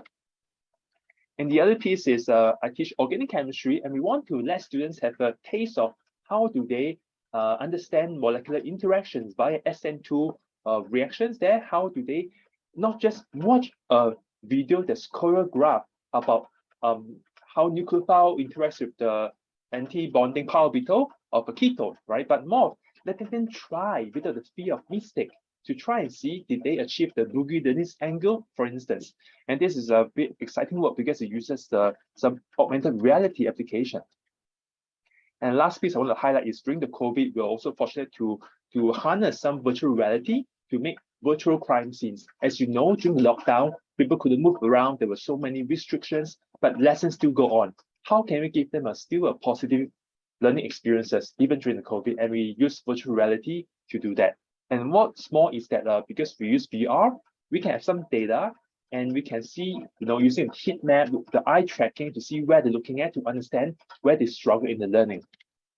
So to have a bit more, this is a bit of promotion. I just published this book last year with my former student, Christoph Zimmermann. It's a lot of other projects in technology and both blended learning experience, chemistry education, and outreach. So you can download or to own by the librarians. Feel free to take a look. Now, the next part is through COVID-19, right? How can we exercise leadership here? And one way to do it is by mentorship. So as you know, Singapore, like many countries here, the youth unemployment rate increases a lot during the COVID-19 pandemic in 2020 because companies wasn't sure what to do. There were hiring freeze, right? And who loses out are people who are just graduating because they have little experience in the workforce, and it's very hesitant for companies to expand the number of workers there. So this is unsurprising, right? But luckily, Singapore government have a program called the S United. So what they do is they provide money to selected companies, in fact, a lot of companies, for them to hire fresh graduates, right? For Singaporean, right? Even if they study overseas, they come back, they can work on an apprenticeship here. And I was fortunate to meet with a number of researchers here and selected 3 of them here because they have very good attitude. I would like to highlight them because these are the people who make the work done and they learn on the job, and now they are progressing well in their career. So this is Jia Yi. Jia Yi was my former student, but he didn't have any honors degree here. He has some chemistry knowledge, but no research experience. Kenzo is from a UK university, is an engineer by training with limited chemistry background. And Benson is a computer scientist by training, right? No chemistry background, doesn't know anything about science, right? But how is just by attitude, we put this group together and everybody contributed differently here. For instance, Benson, he can design, he can do the graphic art for the abstract graphic and create very good slides, right, for the visual appeal. And Kenzo with the engineering force can think about the process and can offer some insights there. So another thing about leadership is really to volunteer for a cause you believe in. I'm sure you all have values and principles, and it's good to look at what you strongly believe in to offer your time here, because time is precious and time is the most sacred thing you can offer to the people around to give them a hand. So there are a few organizations I volunteer for, and they're both affiliated with IUTech. One is the IYCN. This is the International Younger Chemist Network here. You can check it out and see how even more scientists are overcome and they thrive in a global pandemic here. On the right side, we want to showcase by young scientists what is the future of chemistry. Because one day we become a bit more senior and we might become the leader in the field. So it's good to start young, know the people in the field, and get networked. The other thing is this is really for professors. Working with students as partners. I think the key I want to highlight is as partners. because we all work with students, but how we see them, especially in this part of the world, it might be different from other countries here. If you see them as maybe bosses and workers here, it might be a bit of different dynamics, but always on day one, when I have mentees and students there, they're always my partner. I work with them with first name here, and we are very fortunate to get some opportunity there. For instance, you see in the middle, there was an Instagram takeover invited by CNEN, the magazine here affiliated with ACS here. So a little bit of tip I would say for mentors is to try to understand your students' needs, their values and skills. Everyone has something to offer, and work with them to support the community. And for students, right, you approach professors who are who have a reputation of supporting you, people focusing on that, and it's really good opportunity for you to broaden your horizon in research. It could be wet-lab research, it could be chemical educations, or it could be scientific leadership. You never know, but you have to also take a step forward. So I want to like to highlight my PhD advisor. This is Professor Sandy. When you do a PhD, one of the things I really celebrate is paper is part of it, right? You should do well and publish, but having your advisor to attend the meeting and overseas conference with you, standing you shoulder to shoulder and supporting you, this is something I'm very grateful about. And I can never forget that it was in Paris in 2019, in the International Year of Periodic Table. Properly was there and cheering me on. This is one of the most memorable experience of my PhD thesis. And you can do that too for your students if you can. A bit of my team's work in chemistry educations, right? So I'll talk about this application. It's free. You can scan a QR code and download it and try and play and let me know some feedback. And the other thing we did during the COVID, I want to highlight is that COVID, although it might slow down some research work, but in chemical education, it does not. In fact, it was accelerated because teachers, we all teach, professors, we teach how we think creatively to support the learning community. So one of them is really innovated by our students, Jonathan and Prasan. They came to me and say, "Sir, can we do a project with you?" I say, "What? Why is it?" They say, "We want to build a Telegram bot to support my juniors because now they can't see each other." So we did that, and it's a Telegram bot to support retrieval practice, to build a learning community so that their friends are knowing that they can ask each other questions and they can continue to discuss. And the right side, we use a MyRobot for them to see each other, even though some has COVID and at home, some are quarantined, how we foster teamwork using the revised cognitive inquiry framework. So do take a look at this article if it's interesting. And the last part I want to share is really to celebrate diversity and inclusiveness. How, as a member of the society of the scientific community, I think it's not about your academic rank, it's not about you being a student, right? You being a staff, but it's about your value, about whether you take courage to support people who are marginalized. So for myself, in 2021, I started to talk to IUPAC, and we organized the first Global Women's Breakfast in Singapore here, because we find that Singapore, we have pretty good gender balance, but I think it's the idea that science is for everybody. It's not about gender, it's not about what school you came from, it's not about your age. You can start later and that's fine, right? And also contributed the article with 25 other scientists, young scientists, Nobel laureates. Is about this, a diverse view, a science to catalyze change. And this was co-published in a few journals, in Nature Chemistry, and so Angavante, of course, Jack's here, and you can recognize some faces there. This is from Sir Stoddard, right? So it's really these people come together to share about their experiences, their little struggle when they were younger. They faced possibly some discrimination, but now we are in a position to share what effort we can make as a team here to support the people, right? So I try to speed up a bit, and there are 3 takeaways from my little sharing. Really, I hope you understand what is a bit on scientific leadership. You can take charge, take lead, regardless of your background, regardless of your age, regardless of what you do. And leadership, you can do it via chemical educations, right? You can teach, you can mentor your friends, mentor your students, working with them as partners. And lastly, I want to celebrate diversity and inclusiveness. Science is for everyone. Science is about collaboration, work together, and see people not through lenses. So I'd like to highlight my team here. You want to follow us on social media. We do a lot of work in the scientific leadership, and there's a link to my YouTube. Give me some comments and we can collaborate soon. Okay, so a bit of publication. So I serve on Jcim. Why not let's highlight it? So if you have not heard about Journal of Chemical Education under ACS publication, it's good to see what are the different articles there.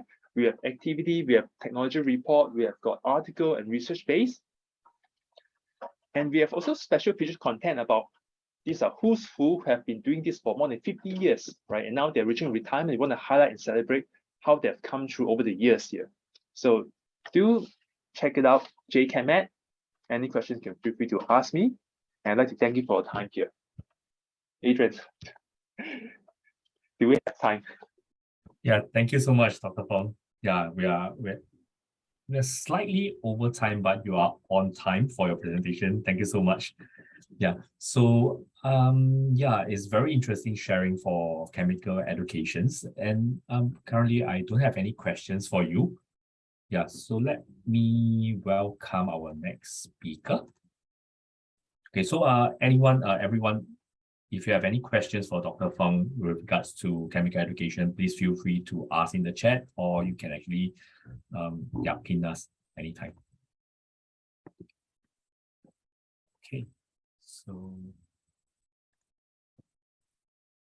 okay, next we have my colleagues here.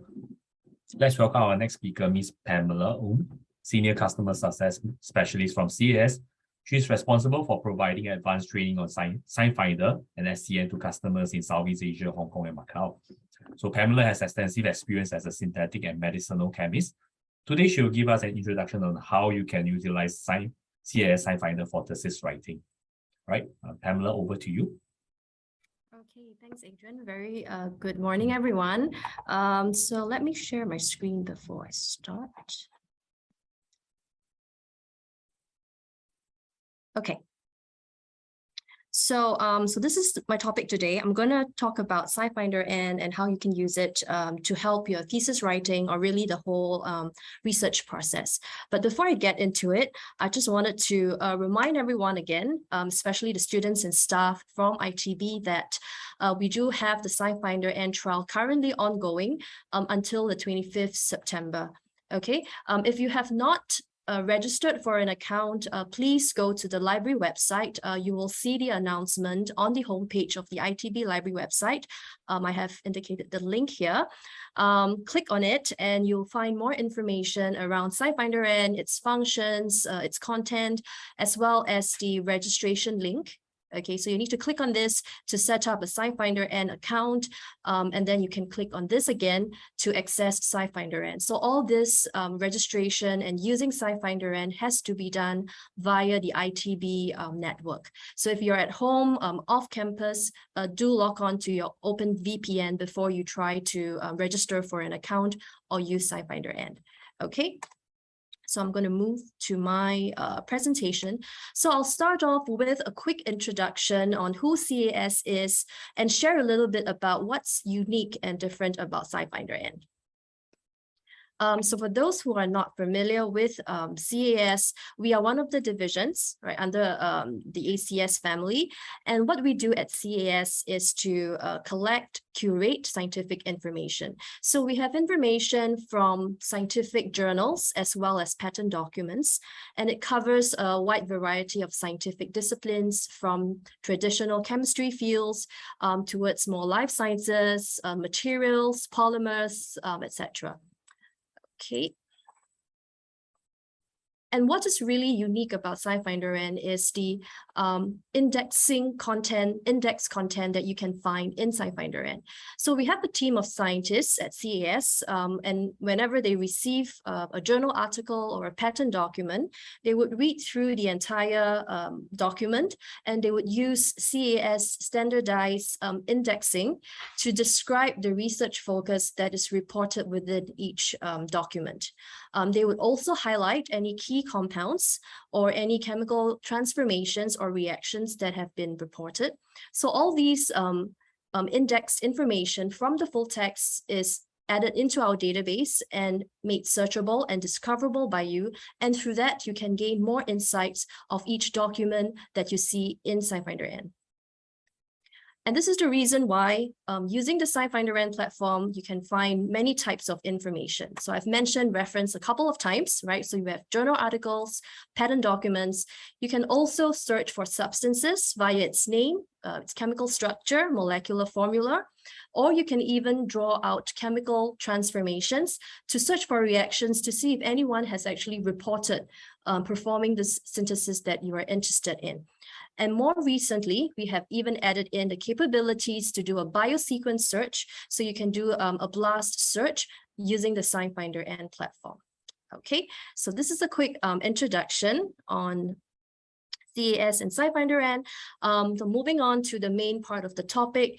So this is not going to be in-depth training, obviously, with the short amount of time, but I really want to highlight how you can use CAS SciFinderN to help your thesis writing, to help your entire research process. Bandung dan Facebook PEP SDM atau langsung datang ke PEP Bandung di Jalan Jenderal Sudirman nomor 623. Sorry, can you guys be muted? Yeah, I'm trying to look for that person. All right. Sorry So for the interruption. All right, let me continue. So the first thing is, you can use SciFinderN for literature review, especially when you're at the start of your project, right? You've been tasked to work on this topic. You need to understand more about it. You need to understand what has already been done. So you likely need to do a literature review to know what's the current state of the art, to understand the challenges that this area of research is facing, and then how your topic fits into this whole picture. So in SciFinderN, you can use various Boolean operator options, phrase search to construct really specific search queries to help you find relevant literature. And you can see in the document type section, we cover journals, as I've mentioned, patent documents as well.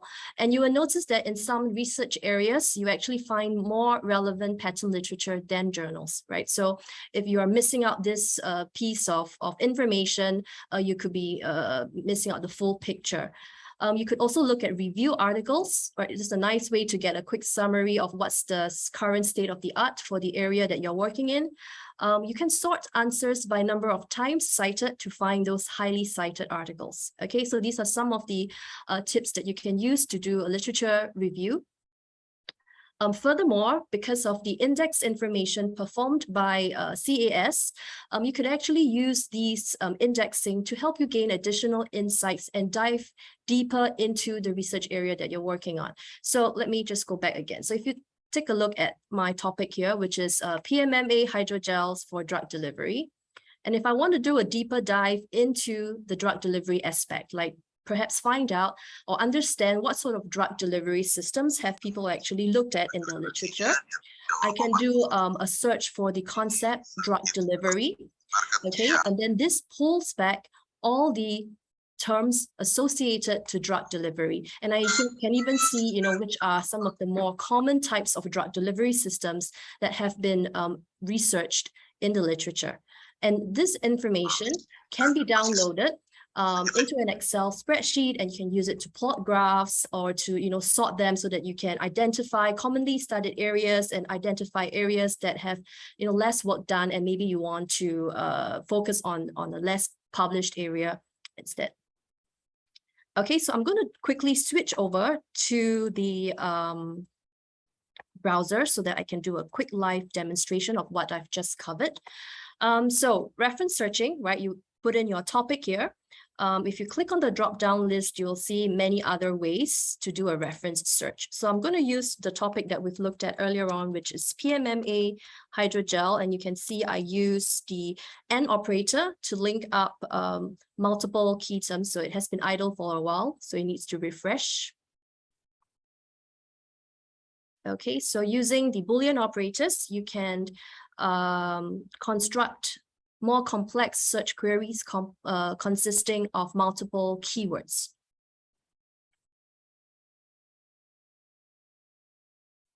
Okay, so let me do it again. And hydrogel, and for drug delivery, I do it even more specific. I add in the double quotation. Okay, so that drug delivery will always be searched as a phrase. Now I'm going to hit the search button. Okay, currently, this is my answer set and the results are sorted by relevance. So relevance is also a good way to sort your answers because it brings up the references that match your query the best to the top. So you can identify relevant documents more quickly. You can sort the answers in using these other options, number of times cited to find highly cited articles. So again, here, the document type would show you kind of the breakdown where the different references, the different source that they come from. I'm going to use number 2 here as an example. Okay, so I'm going to open this in a new tab by clicking on the title to look at the indexed information that I've talked about earlier on. So you've got title, abstract, and basically this section downwards would be indexed information based on research focus of this paper. So concepts, you can see here, this mentions oral drug delivery systems. You guess this is, probably what they are focused on.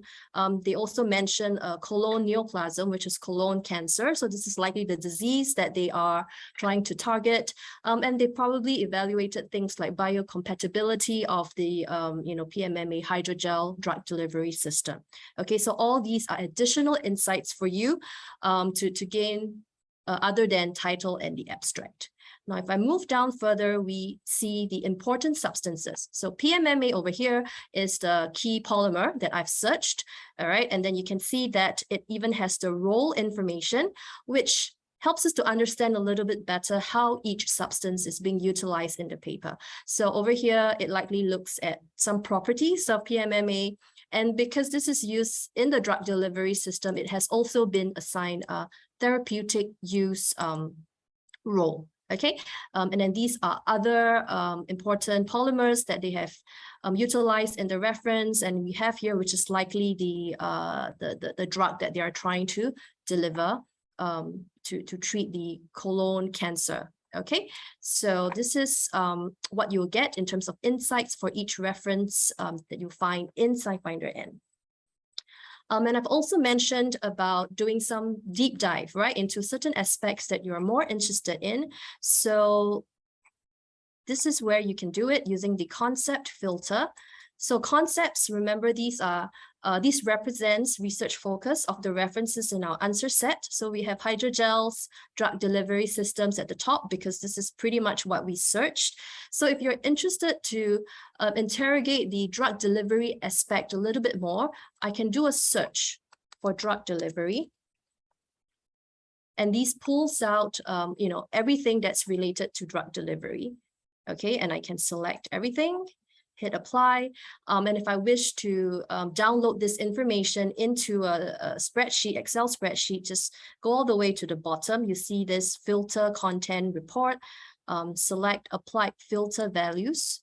Okay, so it's preparing the file for download, and let's see if it starts appearing. Okay, so this is pretty much what you will get. Okay, it lists down the different drug delivery systems, and the count here represents the number of references. So you can easily see what is quite commonly studied, what has maybe less work published around it.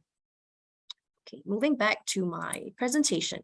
So I've talked about, literature review, SciFinder N for literature review, from helping you to refine the scope of your project.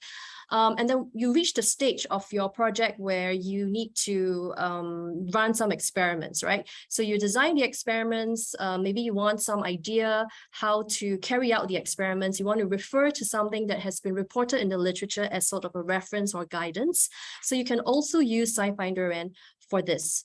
Okay, so the first example that I'm showing here is using SciFinder N to find synthetic methodologies or synthesis methodologies. And this is actually the simplest type of methodology information you can find using SciFinder N, because we actually have a reaction searching capability. So you can see here that, you can put in your target molecule of interest, run a reaction search, and it finds in our database if there's anyone in the world who has actually tried synthesizing the target molecule of your interest, and it shows you reaction conditions that was used. And in some cases, you would actually even find the actual experimental details in SciFinder-N. In SciFinder-N, we also capture field reactions. So this is not often reported in papers, but if the authors did report it, we would capture that information. Under reaction notes, there is a field reaction option. So you can see in this case, this is a reaction scheme, but on the arrow, there's actually a cross to indicate that they were trying to do this, but then it didn't give them the expected product, okay? You can also use the reaction information in SciFinder-N to identify possible side products for your reaction. So this is an example where they performed a reaction. Probably they were expecting to get this, but they've also reported a second product. So if the authors have isolated it, characterized it, and reported it, we would also capture that information. Other than synthesis methodology, you can also use the in-depth CAS indexing to help you find other types of methodology like analytical or even for biological essays.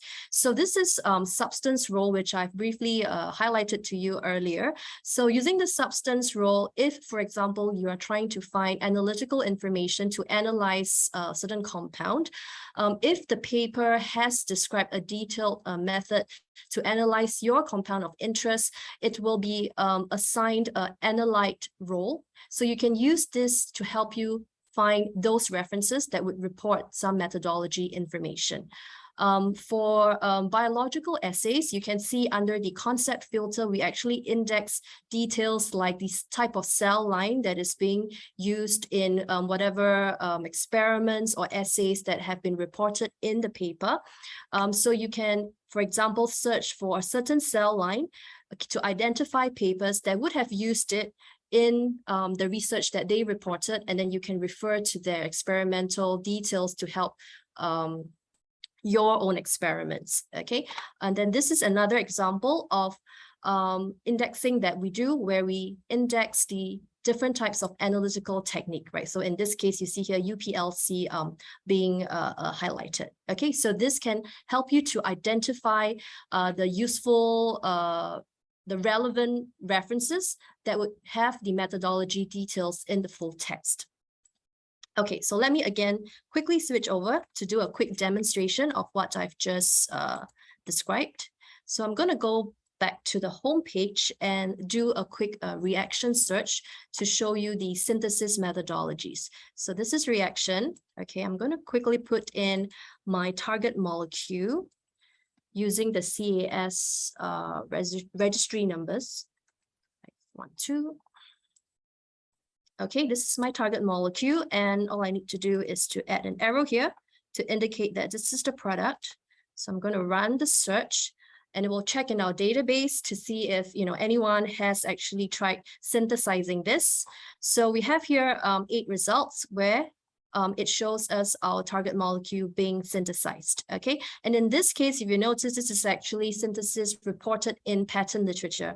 Again, just to highlight that you can find useful scientific information from patent literature as well.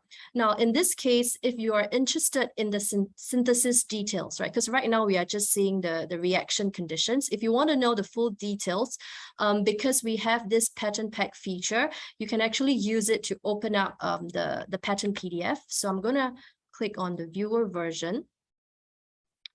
Okay, this opens up the PDF, and I use the viewer version because it has all the key compounds listed in a window on the left-hand side, which I can scroll up and down easily to find the compounds that I'm interested in. And you notice that there are page numbers right underneath each compound. So if for example, I'm interested in this, I can click on page 45. And this brings me directly to the page where this compound has been mentioned. As you can see here, this compound here matches this compound in the patent. And this is actually where they describe the synthesis of this compound 1FA. Okay, so this can use this to help you find synthesis information. The other way to find synthesis methodology, so I'm going to switch to a larger answer set. So over here, with the larger answer set, I can show you this other filter option we have, which is called experimental protocols. So clicking on this would show you the reactions that come with the synthesis details in SciFinder N directly. So you notice now there is an additional link. So I'm just going to click on it and show you how it looks like. Okay, so this is the details for this transformation. You have here under experimental protocols, the products, reactants, reagents, etc. And then this is the step-by-step how they carry out the synthesis, including characterization data. So all this information is actually from the full text paper itself. We kind of reformat it a little bit to make it easier to read, and then you can access it directly from SciFinder N. Okay, so this is for synthesis information. Now, how about something that's not synthesis, right? Okay, let me do a quick demonstration on that as well. I'm going to switch to substances. So for example, we are trying to find analytical information to analyze bisphenol A in milk samples, all right? So I'm going to type in my analyte, the compound that I want to analyze. So I'm doing a substance search.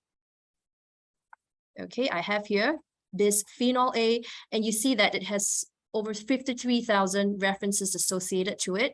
I'm just going to cross over to get the entire set of the literature. So at first glance, it might seem a little bit overwhelming, 53,000, right? Impossible to read through everything. But remember, we have the indexing done by CAS. So the first thing I'll use is the substance role. Open this up, and because I'm interested in analyzing bisphenol A, I would choose the analyte substance role. Later on, when it finishes loading, you'll see that there are many different types of role depending on what you're interested in, such as catalyst use, therapeutic use, pharmacokinetics, etc. This is catalyst use. So as analyte. All right, so I'm going to select it. Hit apply. So this immediately reduces my large answer set to those that looked at bisphenol A as an analyte using different types of analytical techniques. And already, if you just take a quick look at the titles now, it's already in that direction, right? Analytical methods, determination of bisphenol A, so on and so forth. Then we can do further refinement. If we are interested in a certain technique, I can open up my concept filter. You can see here there's already solid phase extraction. I can search for chromatography, and it pulls out everything related to chromatography.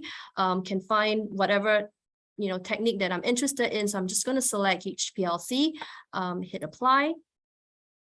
And if you wish to do even more refinement on this, maybe I want to specify my metrics, right? Because I want it to be on milk samples. I can do another keyword refinement here. Just type in milk. So now we're down to a very small set of references. So let's take a look at the first one as an example. It's determination of bisphenol A in infant formulas. Okay, so I'm going to open this up. And you will see that in the concepts, it mentions the techniques that is used. We have here HPLC, which I have selected as my technique of interest. Under the substances, you'll find bisphenol A, and then with the analyte role. Okay, and this is a ACS paper. So you can go into the full text then to look for the details of this analysis. So I can click on View PDF. So this, of course, would depend if you have access to the full text. And you'll be able to find this information. Looks like I can't access. Okay, anyway, because when I tried at home, I was able to access, but yeah, you'll find the details of the analysis in the full text. Okay, so these are some tips and tricks to help you find methodology information. Now, moving on to the last portion that I want to talk about, which is to use SciFinder N to find the materials and reagents that you need for your experiments.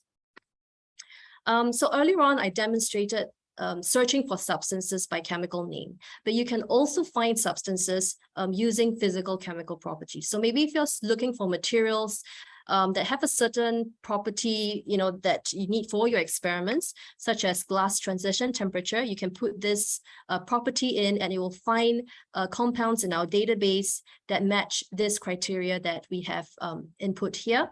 You can even combine a property search together with a chemical search. So in this instance, maybe I'm interested in materials with a certain electric resistance and I want it to be oxides. So I just put in an oxygen, okay? Besides that, you can also find chemical suppliers for reagents, materials that you need to purchase for your experiments. You can see here we have a very easy supplier search, and just put in whatever reagent that you're looking for, and it helps you to find suitable and reliable suppliers that you can buy from. Okay, so again, I'll just do a final quick demo on this. Right, switching back to the browser. Okay, let me go back to the home page again. I'll do a substance search. I'll do the property plus structure search. Okay, so click on this. I'll select the property of interest, electric resistance, and I will say less than 10 ohms. Okay, as an example, I'm interested in metal oxides. So I can combine this search with the structure. I put in O to represent the oxide, and I can use the M variable symbol to represent any metals. Okay, so this helps to at least limit the results to certain substance classes that we are interested in. So just click OK and run the search.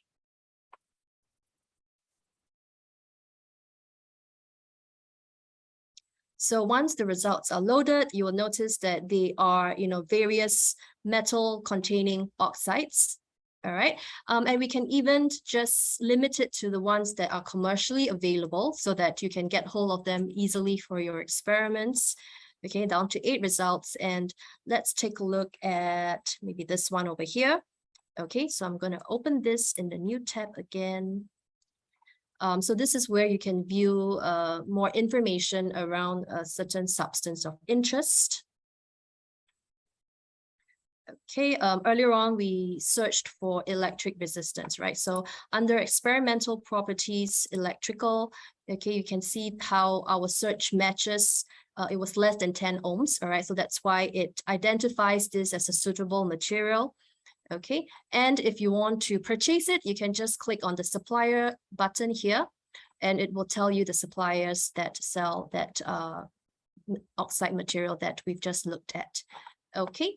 So going back to my slides. And then these are other useful functions in SciFinder N that will be really helpful in the progress of your research. So we have search history and calendar to help you recall the search queries that you have ran previously. We have a combine function where you can overlap.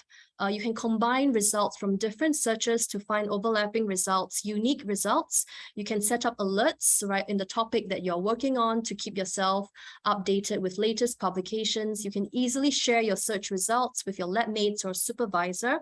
And any important useful references that you are using in your paper or in your research, you can export them in citation format into different reference management software. Okay, so yeah, so that's all I have. Happy to take any questions, if there's time for questions. Thank you, Pamela, for sharing. So far, I didn't see any questions, but yeah, I do have one user facing some access issue. So can you please reach out to me? Yeah, my email is in the chat. So yeah, we'll help you see how we can help. All right, so yeah, we are still on time.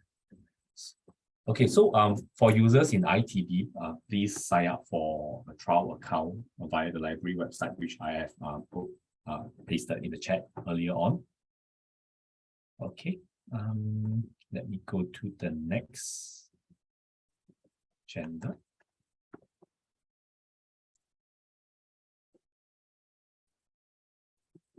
Okay, so for attendees who are interested to find out more about SciFinder Access, please feel free to reach out to Pamela or myself, and we'll be glad to schedule a discussion with you on how to access. Okay, next, let's welcome Mr. Yoka Adam Nugraha, Head of our User Service and Scientific Literacy, ITB Library, to give us a brief of the library resources. Mr. Yoka, over to you. Thank you, Adrian. Thank you for giving the opportunity to me share about the library resources. Let me share my slide.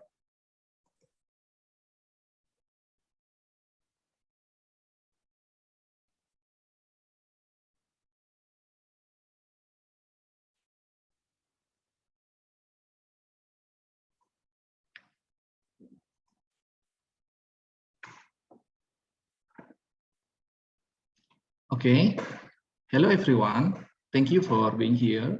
Today, I will be presenting our library resources for ACS on Campus program. My name is Yoka Adam Nugraha. I am a librarian and also as Head of Literacy and User Services at Institut Teknologi Bandung Library. It is an honor for me to represent our library to share the information to all of you.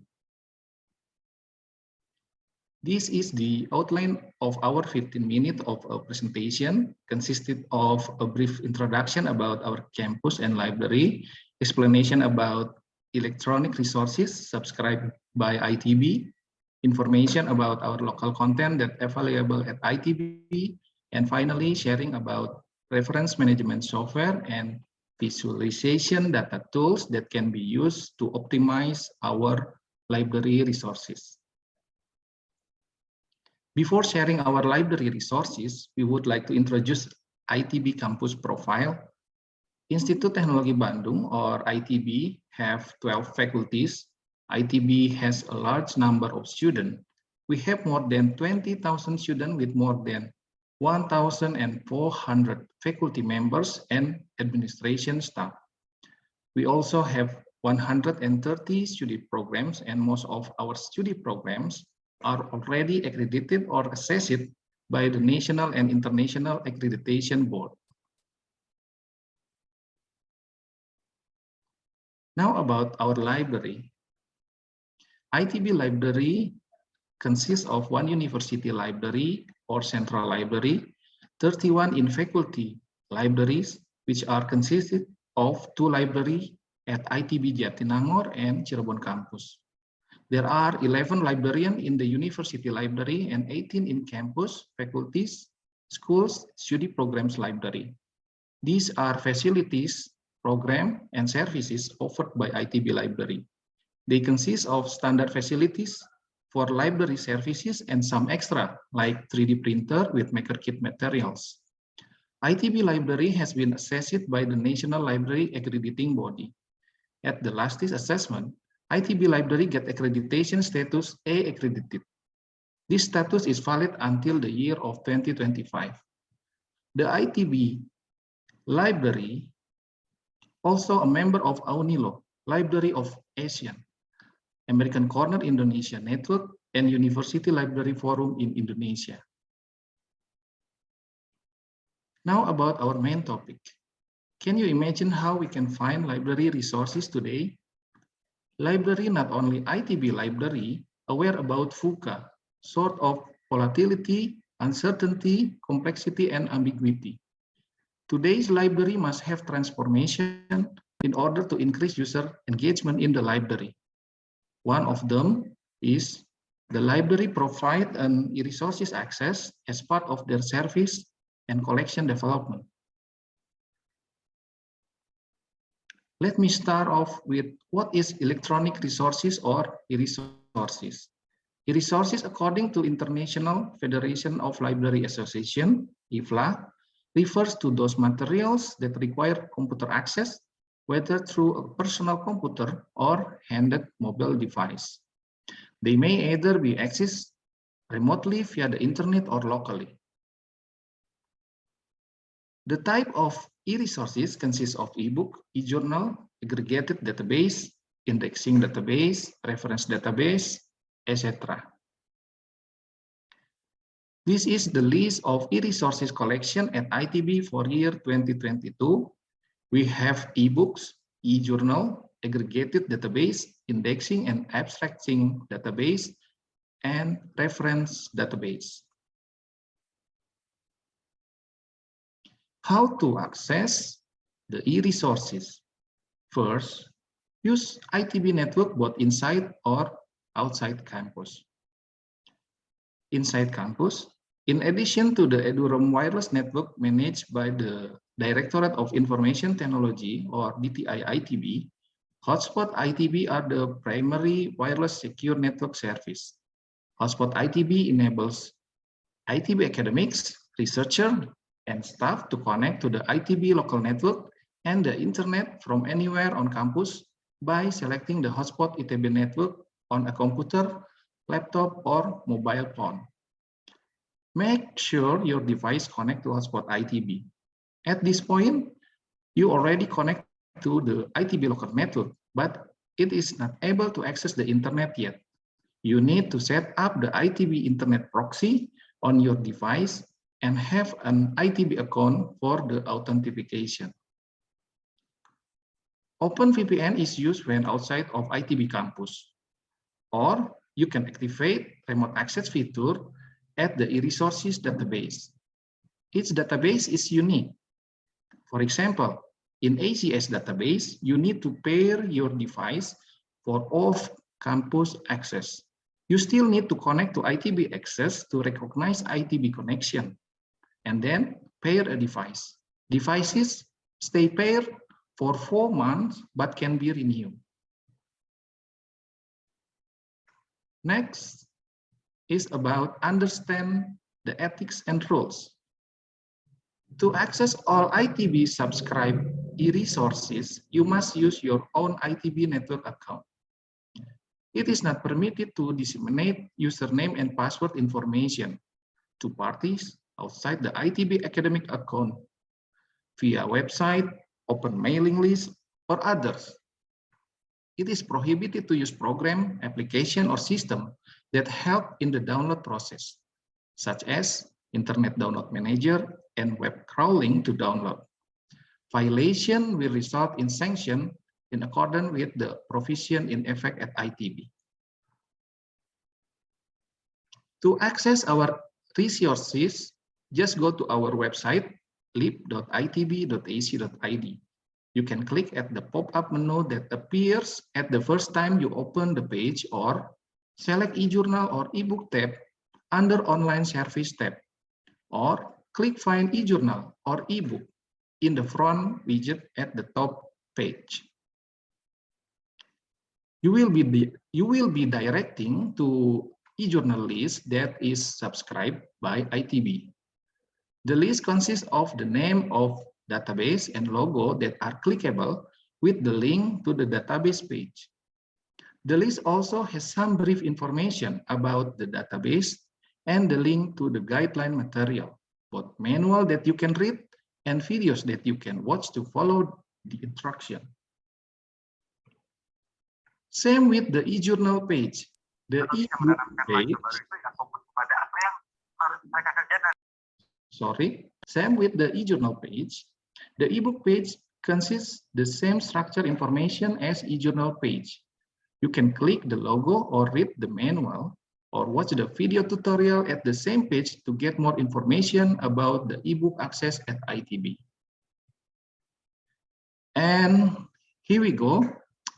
This is the statistic of e-resources usage at ITB last year.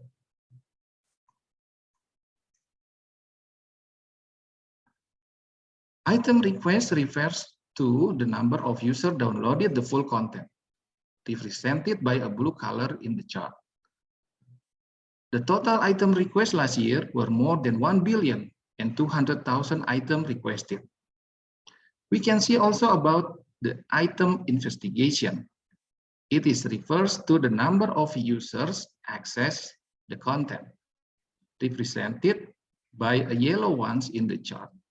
The total item investigation were more than 1,500,000 item accesses.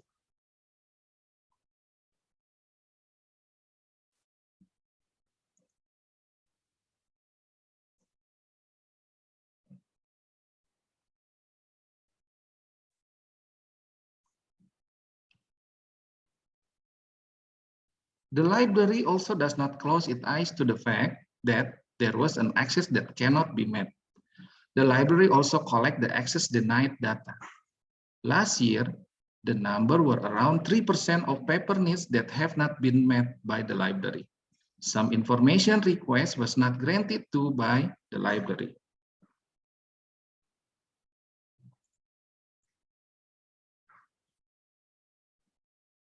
Since we are in ACS on Campus program, let me share the use of ACS database last year. ITB subscribed around 91 titles in the ACS database. The average item request per month is more than 1,000 accesses to full text article.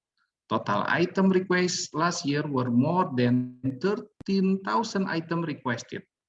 Total item investigation were more than 17,000 items accessed. There is also a report about access denied around 200.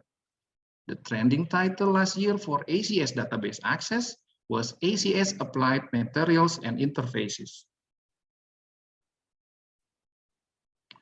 Now we share about local content.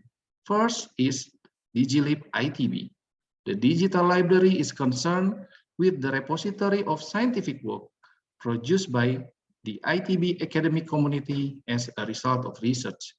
Final assignment, thesis, dissertation, proceeding, and research report are examples of scientific work which are available in the digital library collection. The ITB library manages these various contents so that they can be used by the academic community who require reference to do the research. How to access the DigiLib? Just go to the page at digilib.itb.ac.id. The DigiLib contents has read-only access and cannot be downloaded.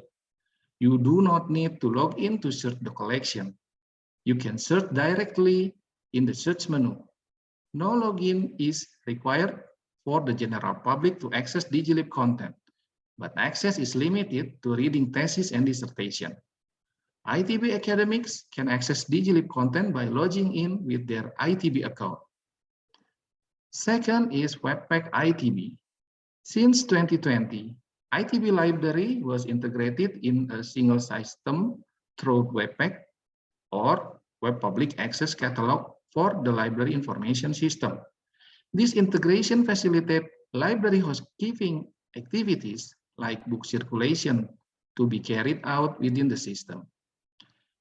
Integration across system also has been initiated between Library Information System and Education Information System, or we call it as Acs 6 at ITB, which simplifies business process of graduation procedure.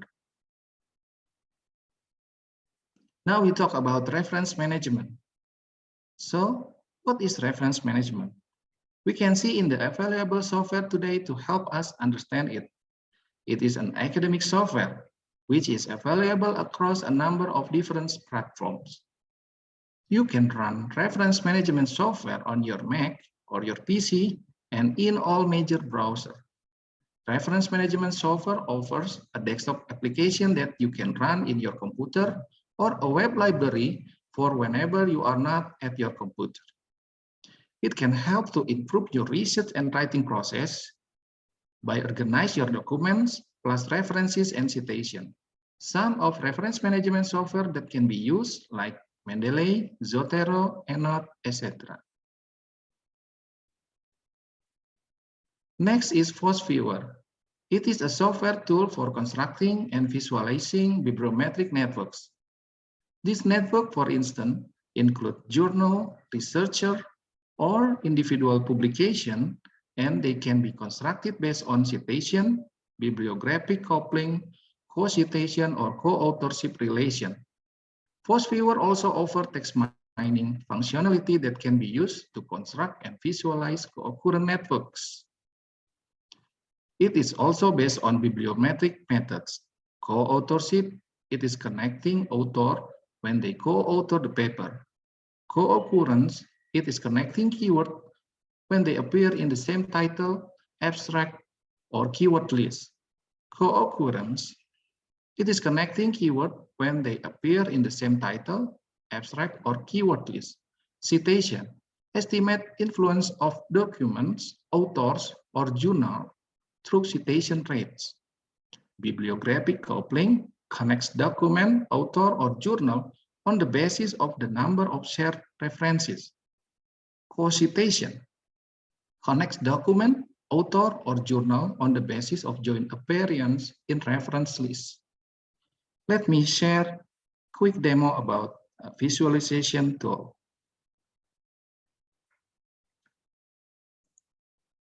So here is the page of Scopus or indexing database. We can see here about Institut Teknologi Bandung, and we can filter in the chemistry field. So in this section, you can click all and choose the CSV export to export the document. And just click export.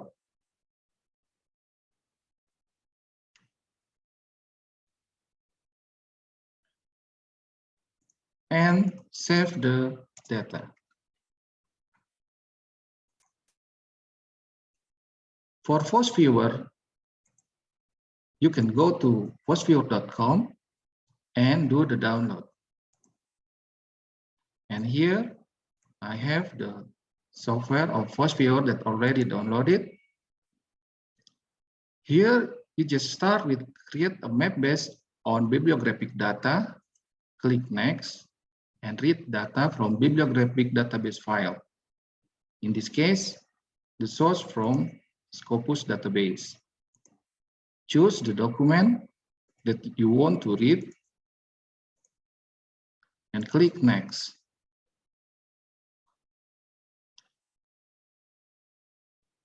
In this reading Scopus file, you can analyze the authorship, the occurrence, bibliographic coupling, citation, and co-citation. Even we can see the ACS publication that author from ITB published their article in ACS. So this is the type of analysis that you can choose. In this case, we want to know how many researchers at ITB that publish the source of the document. Just click citation and sources, click next. And here we go. There is also ACS Omega, Journal of Physical Chemistry C. And when you click finish, you find around about 8 clusters that researchers from ITB produce or publish their work at a database. And for another example, you can use the same data to choose another type of analysis. For example, co-occurrence. And you will see the keyword or the item at author at ITB research about chemistry in their field. So there is 6 clusters about zeolite, and then absorption, antioxidant, and cytotoxicity. Another item, you can choose the same data to see the co-authorship. So you can see author from ITB, that article indexed by Scopus. There is 11 clusters, and you can see Kagawa, Chia with the blue ones, and another author.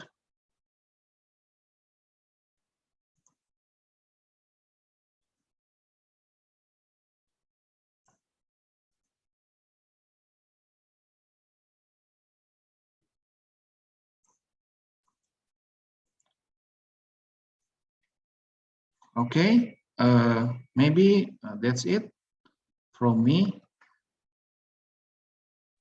Thank you for your attention. May all those we have shared be beneficial to all of us. Thank you, Adrian. Thank you so much, Mr. Yoka. I think we have some questions from Mandy. Yeah, she was asking whether ITB Library provide any user trainings to new students and new researchers, and how often the library provides users training via in-person or virtual. Thank you for the question, Mandy. So this year in August, we will start we call it library orientation, start in August 15 for undergraduate, graduate, and international student. And also for service, we also have a reference service here to support the student who want to know more about the library resources, including the database or how to use the reference management software like Mendeley and the Force Viewer that I already said. Okay, thank you, Mr. Yuka. I think there's one last question before we close off the event. Okay, so will the library support the ITB authors who publish their articles in ACS publication journals? And how ITB Library helps to create more awareness about ITB authors publication among the library users? Thank you for the question, Mandy. ITB Library, for the services, we collect the titles that published at the database, and we make the titles promote to the another like student or lecturer to get more awareness about the publication.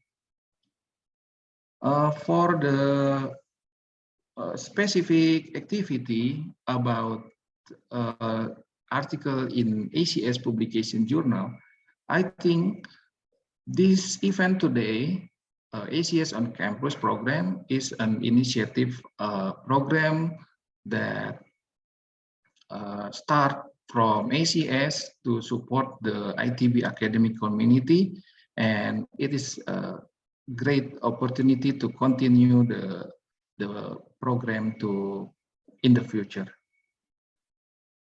Okay. For the specific support, maybe like plagiarism checking or subscribe the indexing database. Here at ITB, the activity is under the Dr. Yuli office from LPPM ITB. The library is just focused in literacy and subscribing the database of e-journal and e-books. Okay, thank you. Thank you so much, Mr. Yuka, for answering the questions. Okay, so we have come to an end to our session today. Okay, thank you so much, everyone.